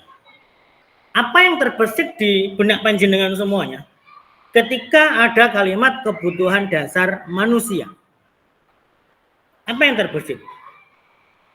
Hal pertama mungkin yang terlintas dalam benak panjenengan semuanya pasti makanan, kemudian minuman, kemudian rumah, kemudian pasangan, kemudian keturunan, kemudian jabatan, harta tata wanita. Masuk nggak ya? Mungkin masuk ya. Kebutuhan dasar manusia itu tidak salah Bapak Ibu. Tapi mari kita pilah. Setelah ini kita pilah. Setelah ini kita pilah pemikiran-pemikiran panjenengannya tadi itu sebenarnya nggak salah. Benar. Itu memang termasuk kebutuhan dasar manusia. Tapi ada klasifikasinya. Mari kita lihat kebutuhan dasar manusia itu ada berapa. Nah, yang pertama, kebutuhan untuk bertahan hidup atau survive. Ya, semua manusia pasti berusaha untuk bertahan hidup. Tidak mungkin hanya pasrah kemudian berdoa untuk meninggal, tapi semuanya pasti akan bertahan hidup. Kebutuhan ini sangat mendasar bagi manusia, seperti makanan, rumah, dan kesehatan. Jadi makanan, rumah, makanan, minuman ya, rumah dan kesehatan itu adalah kebutuhan untuk bertahan hidup. Ini kebutuhan yang sangat mendasar bagi semua manusia karena semua manusia pasti membutuhkan makanan, rumah, kesehatan. Kalau orang Jawa sih ngatakannya ada sandang, ada pangan, ada papan. Sandang itu berarti pakaian, kemudian sandang, pangan itu berarti makanan, kemudian papan itu bermakna panggonan. Panggonan itu tempat, bisa diartikan rumah. Yang selanjutnya adalah kasih sayang dan diterima oleh orang lain. Tidak mungkin manusia itu tidak ingin diberikan kasih sayang, tidak menerima kasih sayang, dan tidak diterima oleh orang lain. Maka kebutuhan dasar manusia yang kali ini berhubungan dengan interaksi sosial. Interaksi kita dengan orang lain, kita dengan masyarakat, kemudian kita dengan, kalau zaman sekarang kita dengan dunia maya, itu juga kita ada kebutuhan di sana. Tidak hanya dunia nyata, tapi kita sekarang juga memenuhi kebutuhan maya. Ada dunia yang tidak bisa disentuh, tapi eksis dan memberikan dampak yang besar bagi dalam kehidupan kita, yaitu adalah dunia maya. Kebutuhan memberi dan menerima kasih sayang. Kita juga memberi kasih sayang, memberi perhatian kepada orang yang kita sayangi, bukan hanya istri, anak, keluarga, tapi juga menyayangi orang lain, menolong ketika kesusahan. Maka di situ saya berikan gambaran kedua orang tua yang saling menyayangi sampai akhir hayatnya. Semoga kita semuanya juga nanti sampai akhir hayat kita, sampai di surga kita tetap bersama pasangan dan keluarga kita semuanya. Amin, amin ya rabbal alamin. Oke, selanjutnya Bapak Ibu semuanya, penguasaan atau kekuasaan. Kita pasti manusia tidak menafikan. Kita tidak munafik kalau kita memiliki atau menginginkan kekuasaan. Kekuasaan bukan berarti dalam skala yang besar menjadi bupati, gubernur, tidak. Tapi kekuasaan di sini adalah pengakuan. Pengakuan atas kemampuan diri untuk mencapai prestasi. Dia tidak menutup kemungkinan Bapak Ibu, bagi Bapak Ibu yang sudah terjaring guru penggerak, maka kebutuhan yang ini lambat laun akan terpenuhi. Apa? Diakui. Oh iya, ternyata Bapak ini guru penggerak loh. Gitu. Jadi diakui. Ada pengakuan dari orang lain. Oh, Ibu ini ternyata sudah guru penggerak loh, hebat, seleksinya juga seperti itu. Sekarang tinggal kontribusinya kepada kita semuanya. Itu sudah terpenuhi. Jadi mungkin Bapak Ibu yang belum gabung guru penggerak, yuk gabung guru penggerak, ada angkatan 11 nih, daftar ya. Kemudian yang selanjutnya adalah kesenangan. Kesenangan ini adalah kebutuhan manusia yang berhubungan dengan jiwa ya, untuk gembira, tertawa, dan bahagia. Tidak mungkin kita memilih untuk sedih. Tidak mungkin manusia memilih untuk selalu merasa tidak gembira, merasa tidak dihormati, merasa diintimidasi. Tidak mungkin. Manusia juga membutuhkan kegembiraan, juga membutuhkan tawa, juga membutuhkan kebahagiaan, kesenangan, melakukan apa yang mereka senangi, melakukan apa yang mereka gemari. Itu termasuk kebutuhan dasar dari manusia. Kemudian yang selanjutnya adalah kebebasan. Freedom, kebebasan. Dapat menentukan pilihan. Pilihan dalam hal ini adalah pilihannya sendiri, ya. Tidak harus dipengaruhi oleh orang lain bahwa ayo milih ini, ayo milih. Tapi itu berasal dari dalam diri mereka sendiri. Motivasi internal, kembali di mata pelajaran materi yang tadi ya, motivasi internal. Kemudian kemandirian, dapat mandiri dan menentukan arah hidup. Arah hidupnya dibawa kemana, mau dibawa kemana, kehidupan kita itu adalah kebebasan dari panjenengan semuanya. Apakah itu dibawa untuk bermanfaat bagi orang lain, apakah untuk merugikan orang lain. Nah, kalau dalam guru saat ini yang sedang happening viral ya, ini adalah guru penggerak. Jadi yuk gabung, yang belum gabung, yang belum daftar, yuk daftar. Ini adalah satu platform yang menjadikan kita untuk memberikan kebebasan. Tidak ada benar, tidak ada salah di sini. Panjenengan bisa tanya ke rekan-rekan semuanya. Kita bisa menentukan pilihan untuk menjadi seperti apa. Apakah lebih baik ataukah lebih buruk. Kita juga dituntut untuk mandiri, sangat mandiri. Dan kita menentukan arah hidup, mau dibawa kemana kita. Ketika sudah masuk, kita apakah hanya menjadi orang yang biasa saja, apakah nanti lulus kemudian menjadi orang yang luar biasa. Ini juga ditentukan di dalam proses pendidikan dari guru penggerak. Maka dari itu, saya pribadi menghimbau panjenengan semuanya. Ini juga pesan untuk seluruh rekan-rekan guru yang ada di Kabupaten Mojokerto dan yang mendengar siaran video saya hari ini. Mari yuk, mumpung ada kesempatan kita untuk upgrade. Aplikasi aja di-upgrade, masa kita enggak, kan gitu. Selanjutnya Bapak Ibu, kita ke 5 posisi kontrol guru. Nah, 5 posisi kontrol. Mari kita ilhami, mari kita dalami. Kita saat ini sudah berada di fase yang mana? Apakah nanti kita sudah ada di fase yang tertinggi, ataukah yang tengah-tengah, ataukah justru yang masih biasa-biasa saja? Mari kita sharing. Bapak Ibu mohon izin menjelaskan. Yang pertama adalah posisi penghukum. Seseorang penghukum dapat menggunakan hukuman berupa fisik maupun verbal. Ketika terlambat, kemudian memarahinya, meminta untuk berputar lapangan, hukuman fisik, push up dan sebagainya yang tidak berhubungan dengan pembelajaran, maka itu masuk ke dalam penghukum, posisi kontrol penghukum. Nah, mari kita raba, mari kita angan-angan bersama, kalau orang Jawa mengatakan, kita masuk yang mana. Kemudian pembuat rasa bersalah, guru akan bersuara dengan nada yang lembut.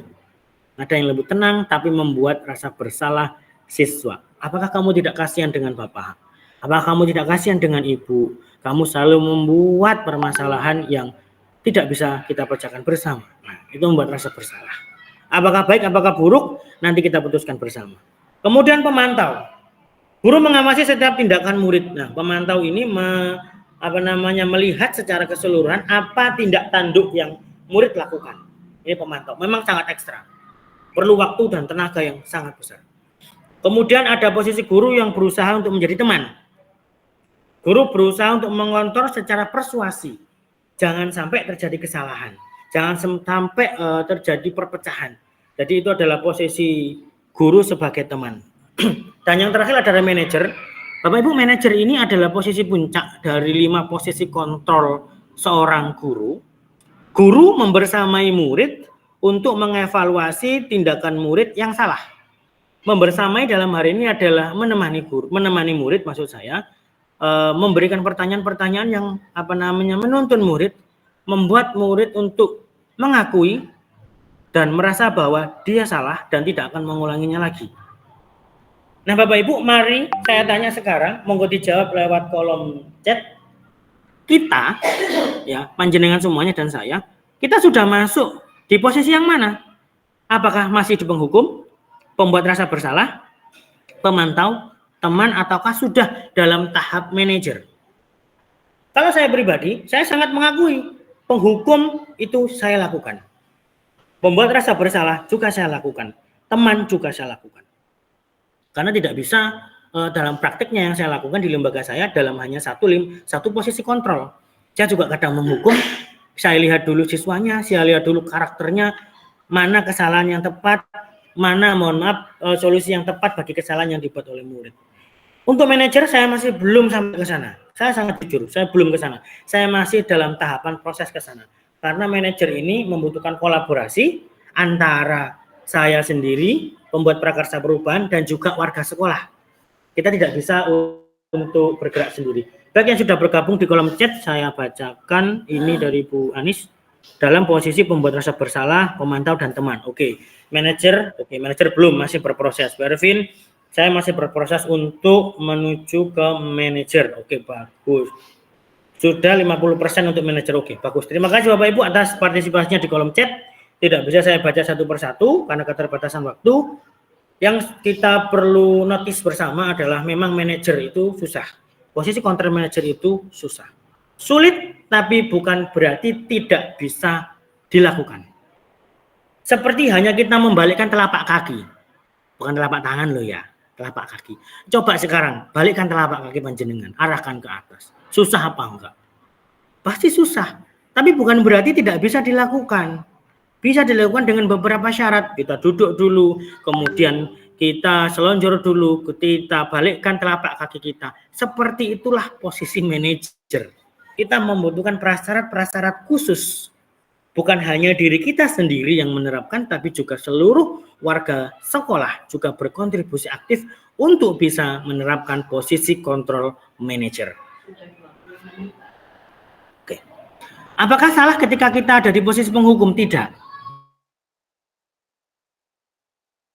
Tidak, karena yang saya yakini setiap lembaga, setiap siswa itu memiliki karakter yang berbeda. Tidak bisa kemudian siswa di sini, di tempat saya ini cocoknya penghukum, di tempat panjenengan juga penghukum. Tidak bisa. Kita melihat kondisi geografis. Kalau kita kembalikan dalam filosofi KHD, kita ke kodrat alamnya, di mana anak itu berada. Kemudian solusi apa yang tepat untuk di situ. Manajer di sekolah saya sudah bisa manajer. Pasti di tempatnya Pak Lutfi sudah bisa manajer. Belum tentu. Karena apa? Ada partisipasi dari seluruh warga sekolah. Ya, yang harus maksimal untuk menerapkan manajer. Manajer tidak bisa diterapkan hanya 1 kali atau 2 kali, tapi harus tetap continue.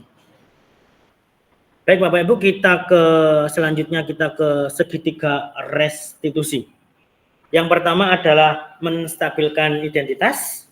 Kemudian yang kedua adalah validasi tindakan yang salah.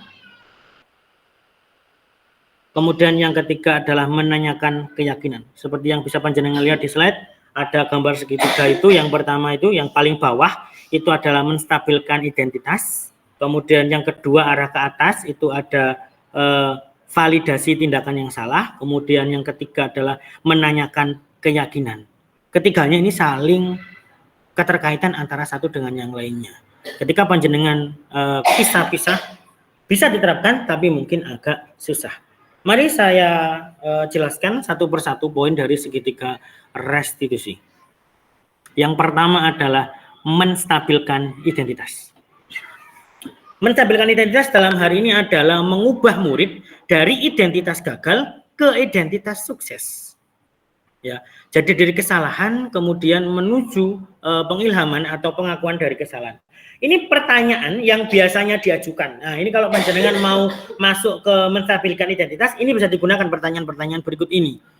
1. Manusia tidak ada yang sempurna. Anakku, manusia tidak ada yang sempurna.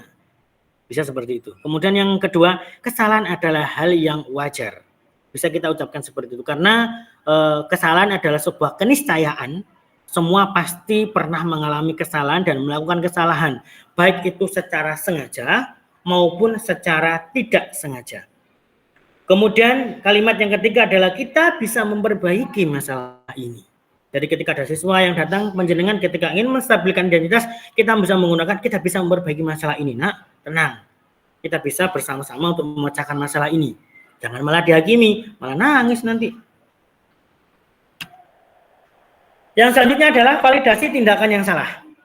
Apa yang dimaksud validasi tindakan yang salah? Yaitu pertanyaan yang disampaikan dengan nada yang tidak menghakimi.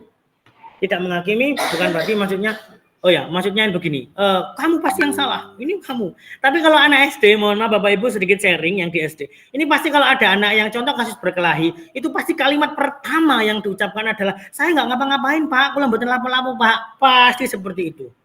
Dua-duanya pasti. Ini yang selalu saya hadapi. Kalau ada yang berkelahi, aku lembutin lapo-lapo Pak. Terus nggak lapo-lapo kok sok gelut. Saya selalu seperti itu.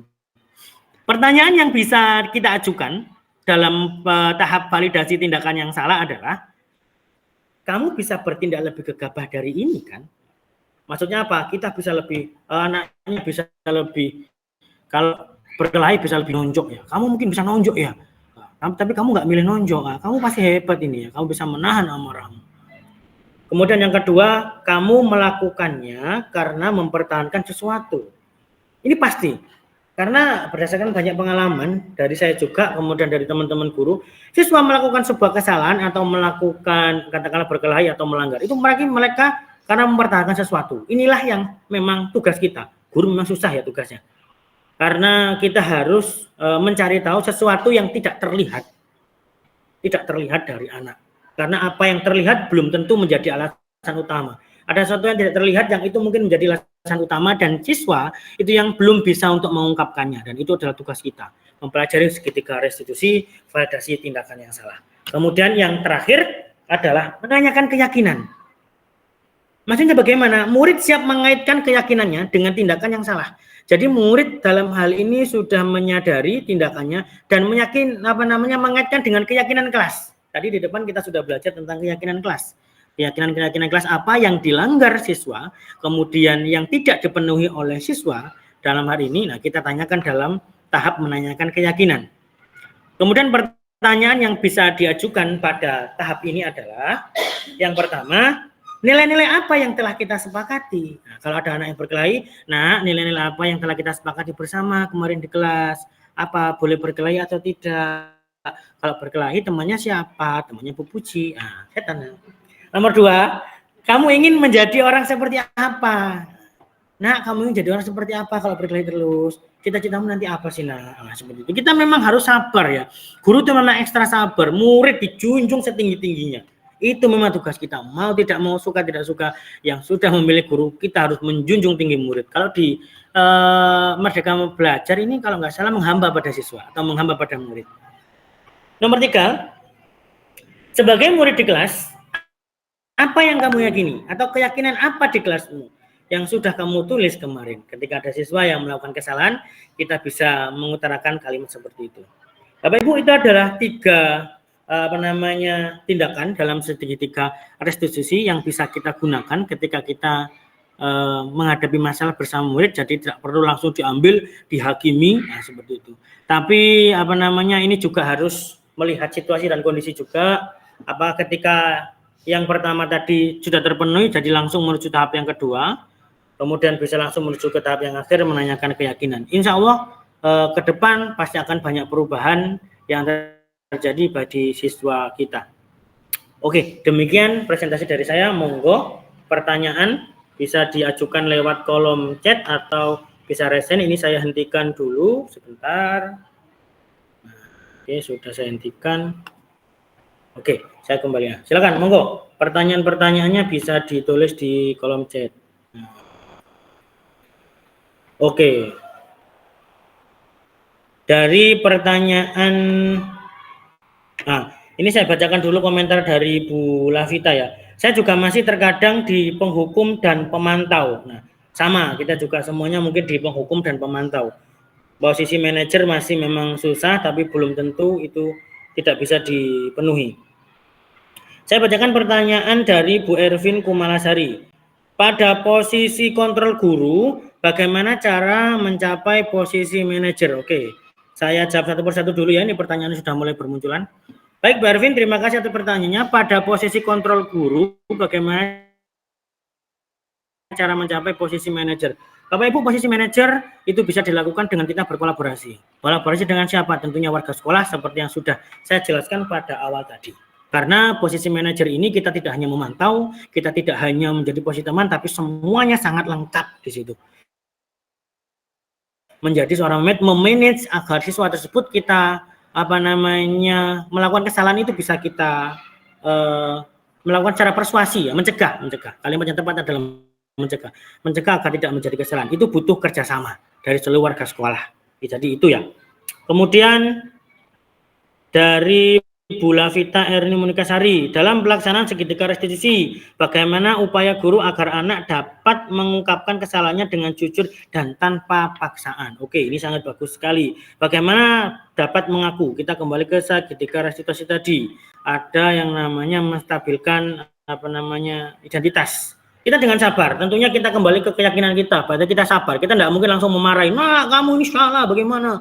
Kamu ini bagaimana? Nah, itu nanti malah nggak ngaku. Malah nangis itu nanti ya. Jadi kita memang harus sabar, kemudian kita harus pendekatan kepada siswa. Ini biasanya yang lebih mengena itu biasanya guru-guru perempuan. Apakah laki-laki tidak bisa? Tapi saya lihat pada prakteknya guru-guru perempuan ini lebih telaten, sangat telaten. Itu yang masih proses belum bisa saya lakukan ya. Ini biasanya anak tiba-tiba ngaku, ya Bu, ini saya begini. Kalau biasanya sama saya itu kadang nggak ngaku dulu, saya lama gitu ya. Saya tanya dulu pelan karena takut. Padahal saya memang muka seram tapi hati Hello Kitty loh padahal ini, ya Allah.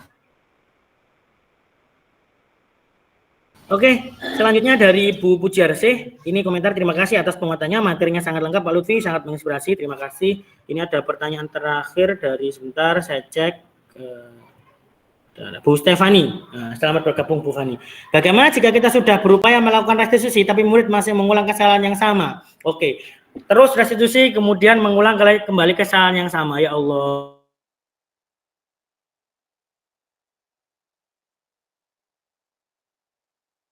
Sudah terjadi. Ini tidak hanya teori, dalam dunia nyata sering. Kalau teori sudah tidak bisa diterapkan, maka akhlaklah yang kita berikan.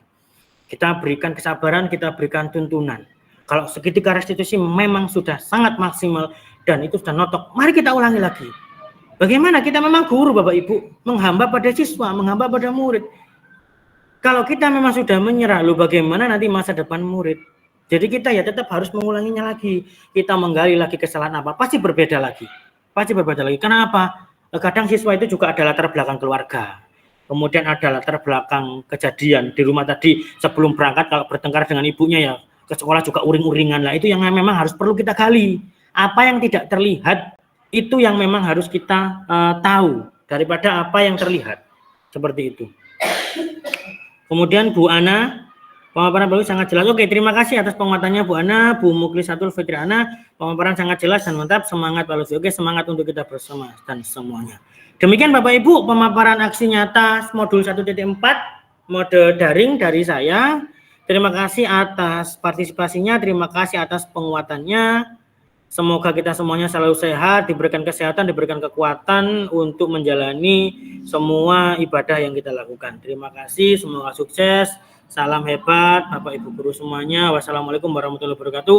Saya kembalikan lagi ke Puji. Iya, terima kasih Pak Lutfi. Demikian teman-teman CGP Angkatan 9, pemaparan budaya positif dari Pak Lutfi. Kita kasih aplaus yang meriah ya untuk Pak Lutfi atas materinya. Lengkap Pak Lut. Iya. Demikian teman-teman pemaparan dari Pak Lutfi pada pagi hari ini. Terima kasih atas waktu dan kesempatan yang telah panjenengan berikan pada pagi hari ini. Selanjutnya pemaparan yang untuk sesi ketiga Bu Anis ya. Bu Anis, monggo.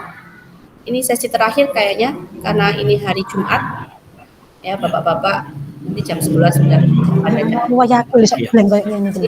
Sesi yang terakhir ini nanti Bu Anis, insya Allah saya besok pagi saja.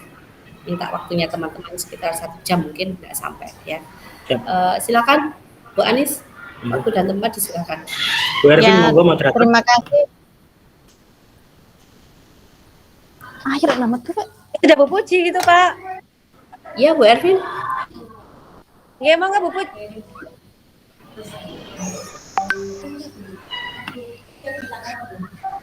Sudah dipersilakan Bu. Mau.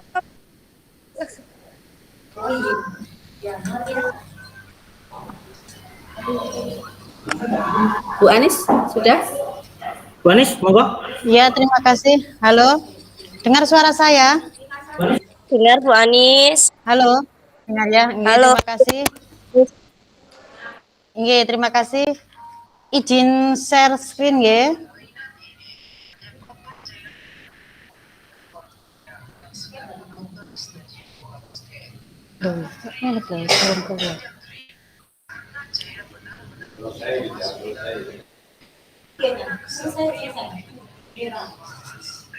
Yeswa.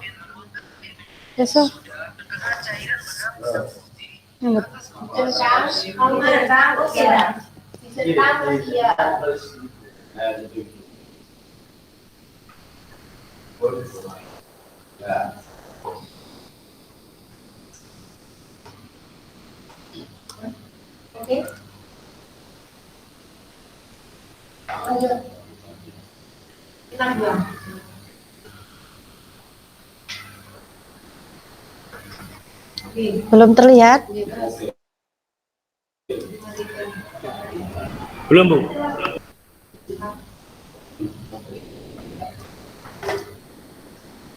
Sudah Bu Anis kelihatan. Oke, terima kasih. Baiklah, terima kasih atas kesempatannya dan teman-teman yang telah menghadiri kegiatan ini. Baiklah, untuk pertama-tama kita panjatkan puji syukur kepada Allah yang telah memberi kita rahmat, yaitu berupa kesehatan, sehingga kita semua bisa berada di ruang kolaborasi ini. Salawat serta salam kita selalu curahkan kepada Nabi besar kita, Nabi Muhammad Shallallahu Alaihi Wasallam, yang selalu membimbing kita ke jalan yang benar. Baiklah Bapak Ibu, kita mulai.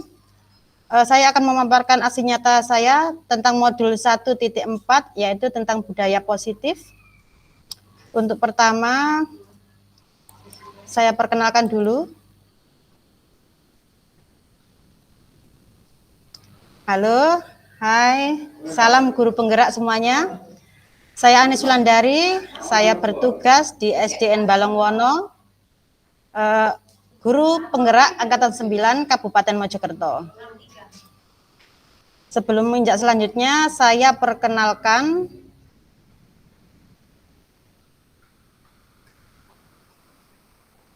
maaf, slide-nya agak lemot. Jengkel aku.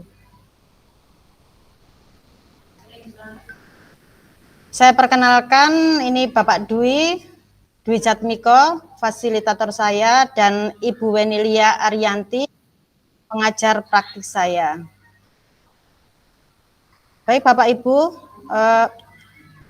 saya akan memaparkan rancangan tindakan untuk aksi nyata saya. Hal ini saya lakukan berdasarkan, maaf ya, slide-nya kok lemot sekali ya. Hal ini saya lakukan berdasarkan latar belakang, yaitu murid tidak suka peraturan, karena selama ini jika mereka melakukan pelanggaran, maka akan mendapatkan hukuman dan cenderung akan mempermalukan dirinya.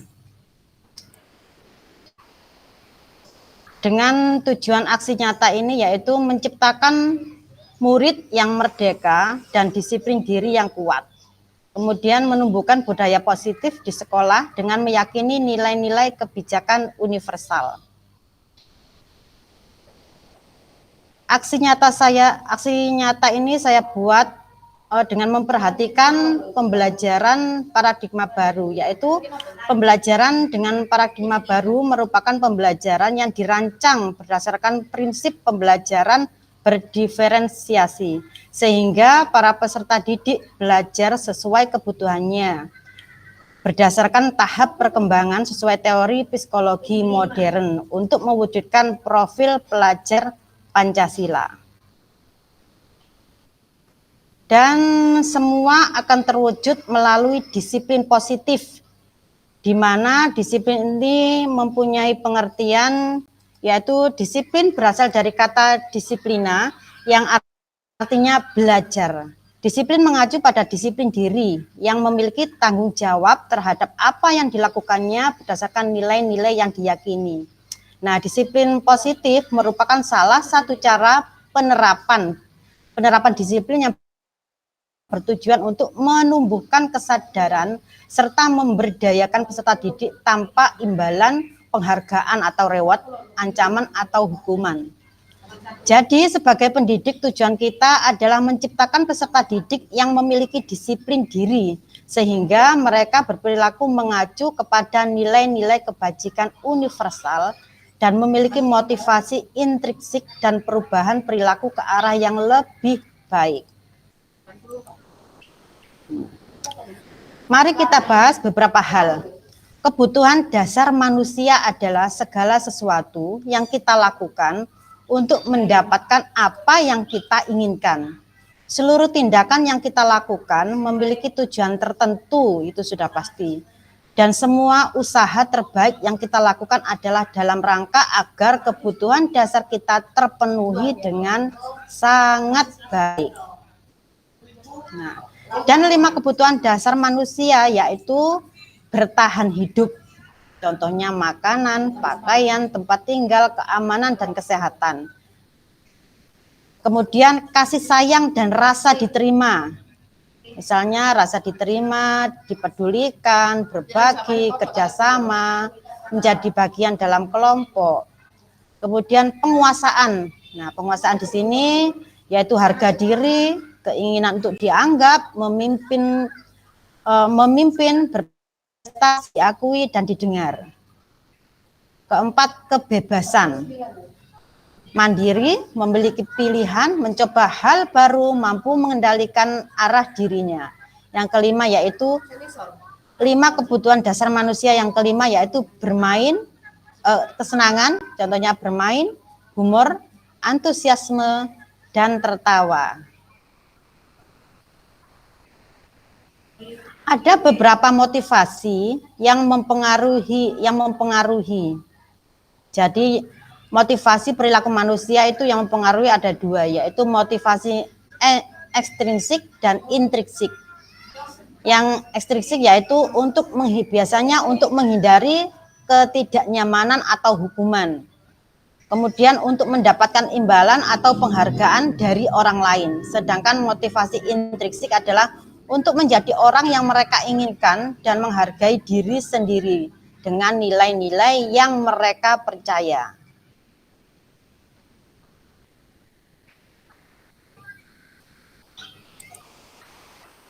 Dalam hal ini ada beberapa penerapan, yaitu hukuman, konsekuensi, dan restitusi. Untuk hukuman tidak terencana atau biasanya datangnya tiba-tiba. Kemudian murid tidak tahu apa yang akan terjadi atau tidak dilibatkan. Nah, bersifat satu arah, berupa hukuman fisik atau psikis. Kemudian konsekuensinya, kalau konsekuensi terencana atau disepakati sesuai peraturan. Murid tetap murid tetap dibuat tidak nyaman. Sikap guru selalu memonitor murid, konsekuensi. Untuk restitusi, proses menciptakan kondisi bagi murid untuk memperbaiki kesalahan. Kemudian proses kolaboratif yang mengajarkan murid untuk mencari solusi sendiri. Jadi menurut Bapak Ibu, dari hal ketiga ini yang paling baik untuk diterapkan itu yang mana? Hukuman, konsekuensi, atau restitusi? Restitusi. Iya, betul sekali. Restitusi ini sangat baik diterapkan karena memang dari restitusi ini kita untuk siswa sendiri, dia tidak mempunyai meskipun dihukum, dia tidak merasa dihukum karena dia sudah mengetahui sesuai dengan kesepakatan kelas tersebut. Jadi anak tidak mempunyai rekaman yang buruk tentang pembelajaran di sekolah. Agar hal itu ketiganya terlaksana dengan baik, maka kita perhatikan 5 posisi kontrol guru, yaitu penghukum, pemantau, manajer, teman, dan pembuat merasa bersalah. Contoh penerapan 5 posisi kontrol guru. Ini kasusnya saya ambil siswa tidak memakai atribut lengkap saat upacara bendera. Nah, ada beberapa siswa yang ketika mengikuti upacara itu memang masih saja tidak memakai atribut yang lengkap. Jadi kalau posisi penghukum, biasanya kita menghukumnya itu hormat pada bendera selama 1 jam. Wah. Kemudian beberapa kali kalau posisi kontrol guru membuat merasa bersalah, misalnya berapa kali ibu atau bapak harus memberitahu kamu selalu saja mengecewakan bapak ibu. Posisi kontrol. Posisi teman, ayo dong ikuti aturan sekolah, tolong bantu ibu atau bapak ya sekali ini. Ya sudah, tidak apa-apa, lain kali jangan sampai berbuat seperti ini lagi ya. Itu posisi kontrol teman. Untuk pemantau, kamu sudah melanggar peraturan sekolah. Kamu tahu konsekuensinya. Setelah upacara, kamu beli atributnya ke koperasi dan jangan diulang lagi. Itu kontrol pemantau. Dan manajer. Apakah kamu tahu kesalahanmu? Kira-kira bagaimana kamu memperbaiki kesalahanmu? Itu posisi manajer. Dan dari ke-5 kontrol guru tadi, kira-kira yang paling baik diterapkan itu posisi apa Bapak Ibu?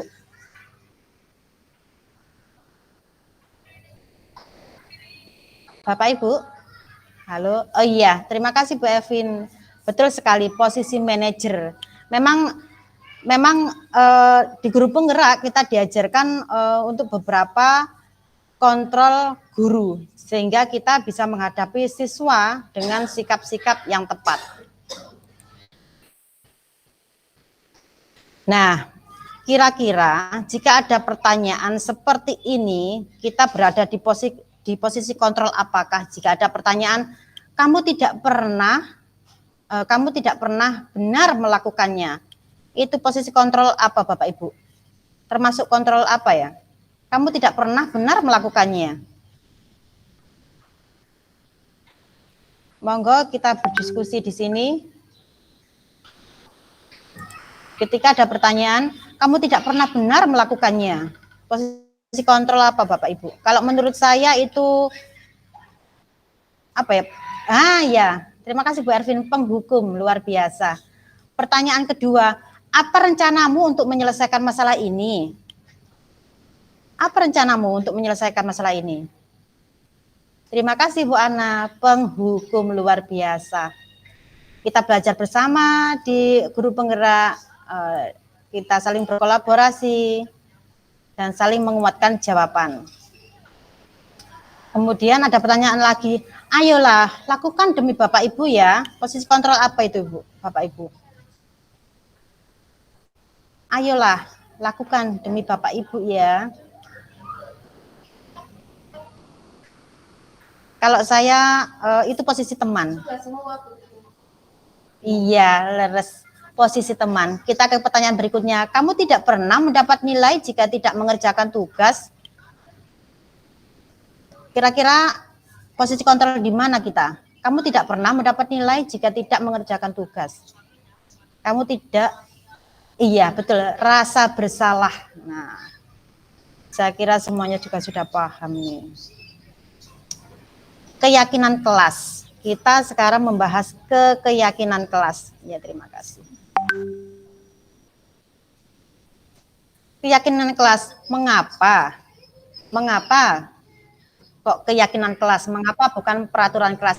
Ini tadi sudah dibahas sama teman-teman juga, dan saya memberi penguatan dan saya ulang di sini. Mengapa kok keyakinan kelas? Nah, kenapa kok tidak peraturan kelas? Pembentukan keyakinan kelas. Keyakinan kelas itu kenapa kok kita memakai keyakinan kelas? Karena keyakinan kelas itu bersifat abstrak, berupa pernyataan universal, dibuat dalam pernyataan yang positif, sedikit saja agar mudah diingat, sesuai dengan kondisi kelas dan sekolah sehingga mudah diterapkan. Semua warga sekolah, warga kelas dilibatkan saat membuat keyakinan kelas, sehingga mereka ada kesadaran diri ketika mereka membuat kesalahan. Di sini saya menyampaikan yaitu segitiga restitusi, suatu proses dialog yang dijalankan oleh guru agar dapat menghasilkan murid yang mandiri dan bertanggung jawab. Jadi di sini ada menstabilkan identitas, kemudian memvalidasi tindakan yang salah, dan menanyakan keyakinan, dan ini kita lakukan ketika anak berbuat salah dan yang akhirnya akan mengacu pada keyakinan kelas. Menstabilkan identitasnya berdasarkan prinsip membuat kesalahan adalah bagian dari proses pembelajaran. Memang kalau berbuat kesalahan itu memang proses dari pembelajaran, tinggal gurunya bagaimana kita mengarahkan siswa untuk hal-hal yang positif. Kemudian validasi tindakan yang salah. Jadi di sini berdasarkan prinsip setiap perilaku berupaya memenuhi suatu kebutuhan tertentu. Misalnya kamu pasti punya alasan mengapa melakukan hal itu, dan itu adalah pertanyaan-pertanyaan yang kita tanyakan ketika kita memvalidasi tindakan yang salah siswa. Yang ketiga yaitu menanyakan keyakinan. Berdasarkan prinsip teori kontrol bahwa pada dasarnya kita termotivasi secara intrinsik. Ya, itu luar biasa, memang harus intrinsik. Contoh pertanyaannya adalah apa keyakinan kelas kita? Nilai-nilai apa yang telah disepakati bersama? Nah, saya mempunyai video. Video ini siswa saya, siswa kelas 2. Saya mempraktekkan segitiga restitusi pada dia. Mohon komentarnya.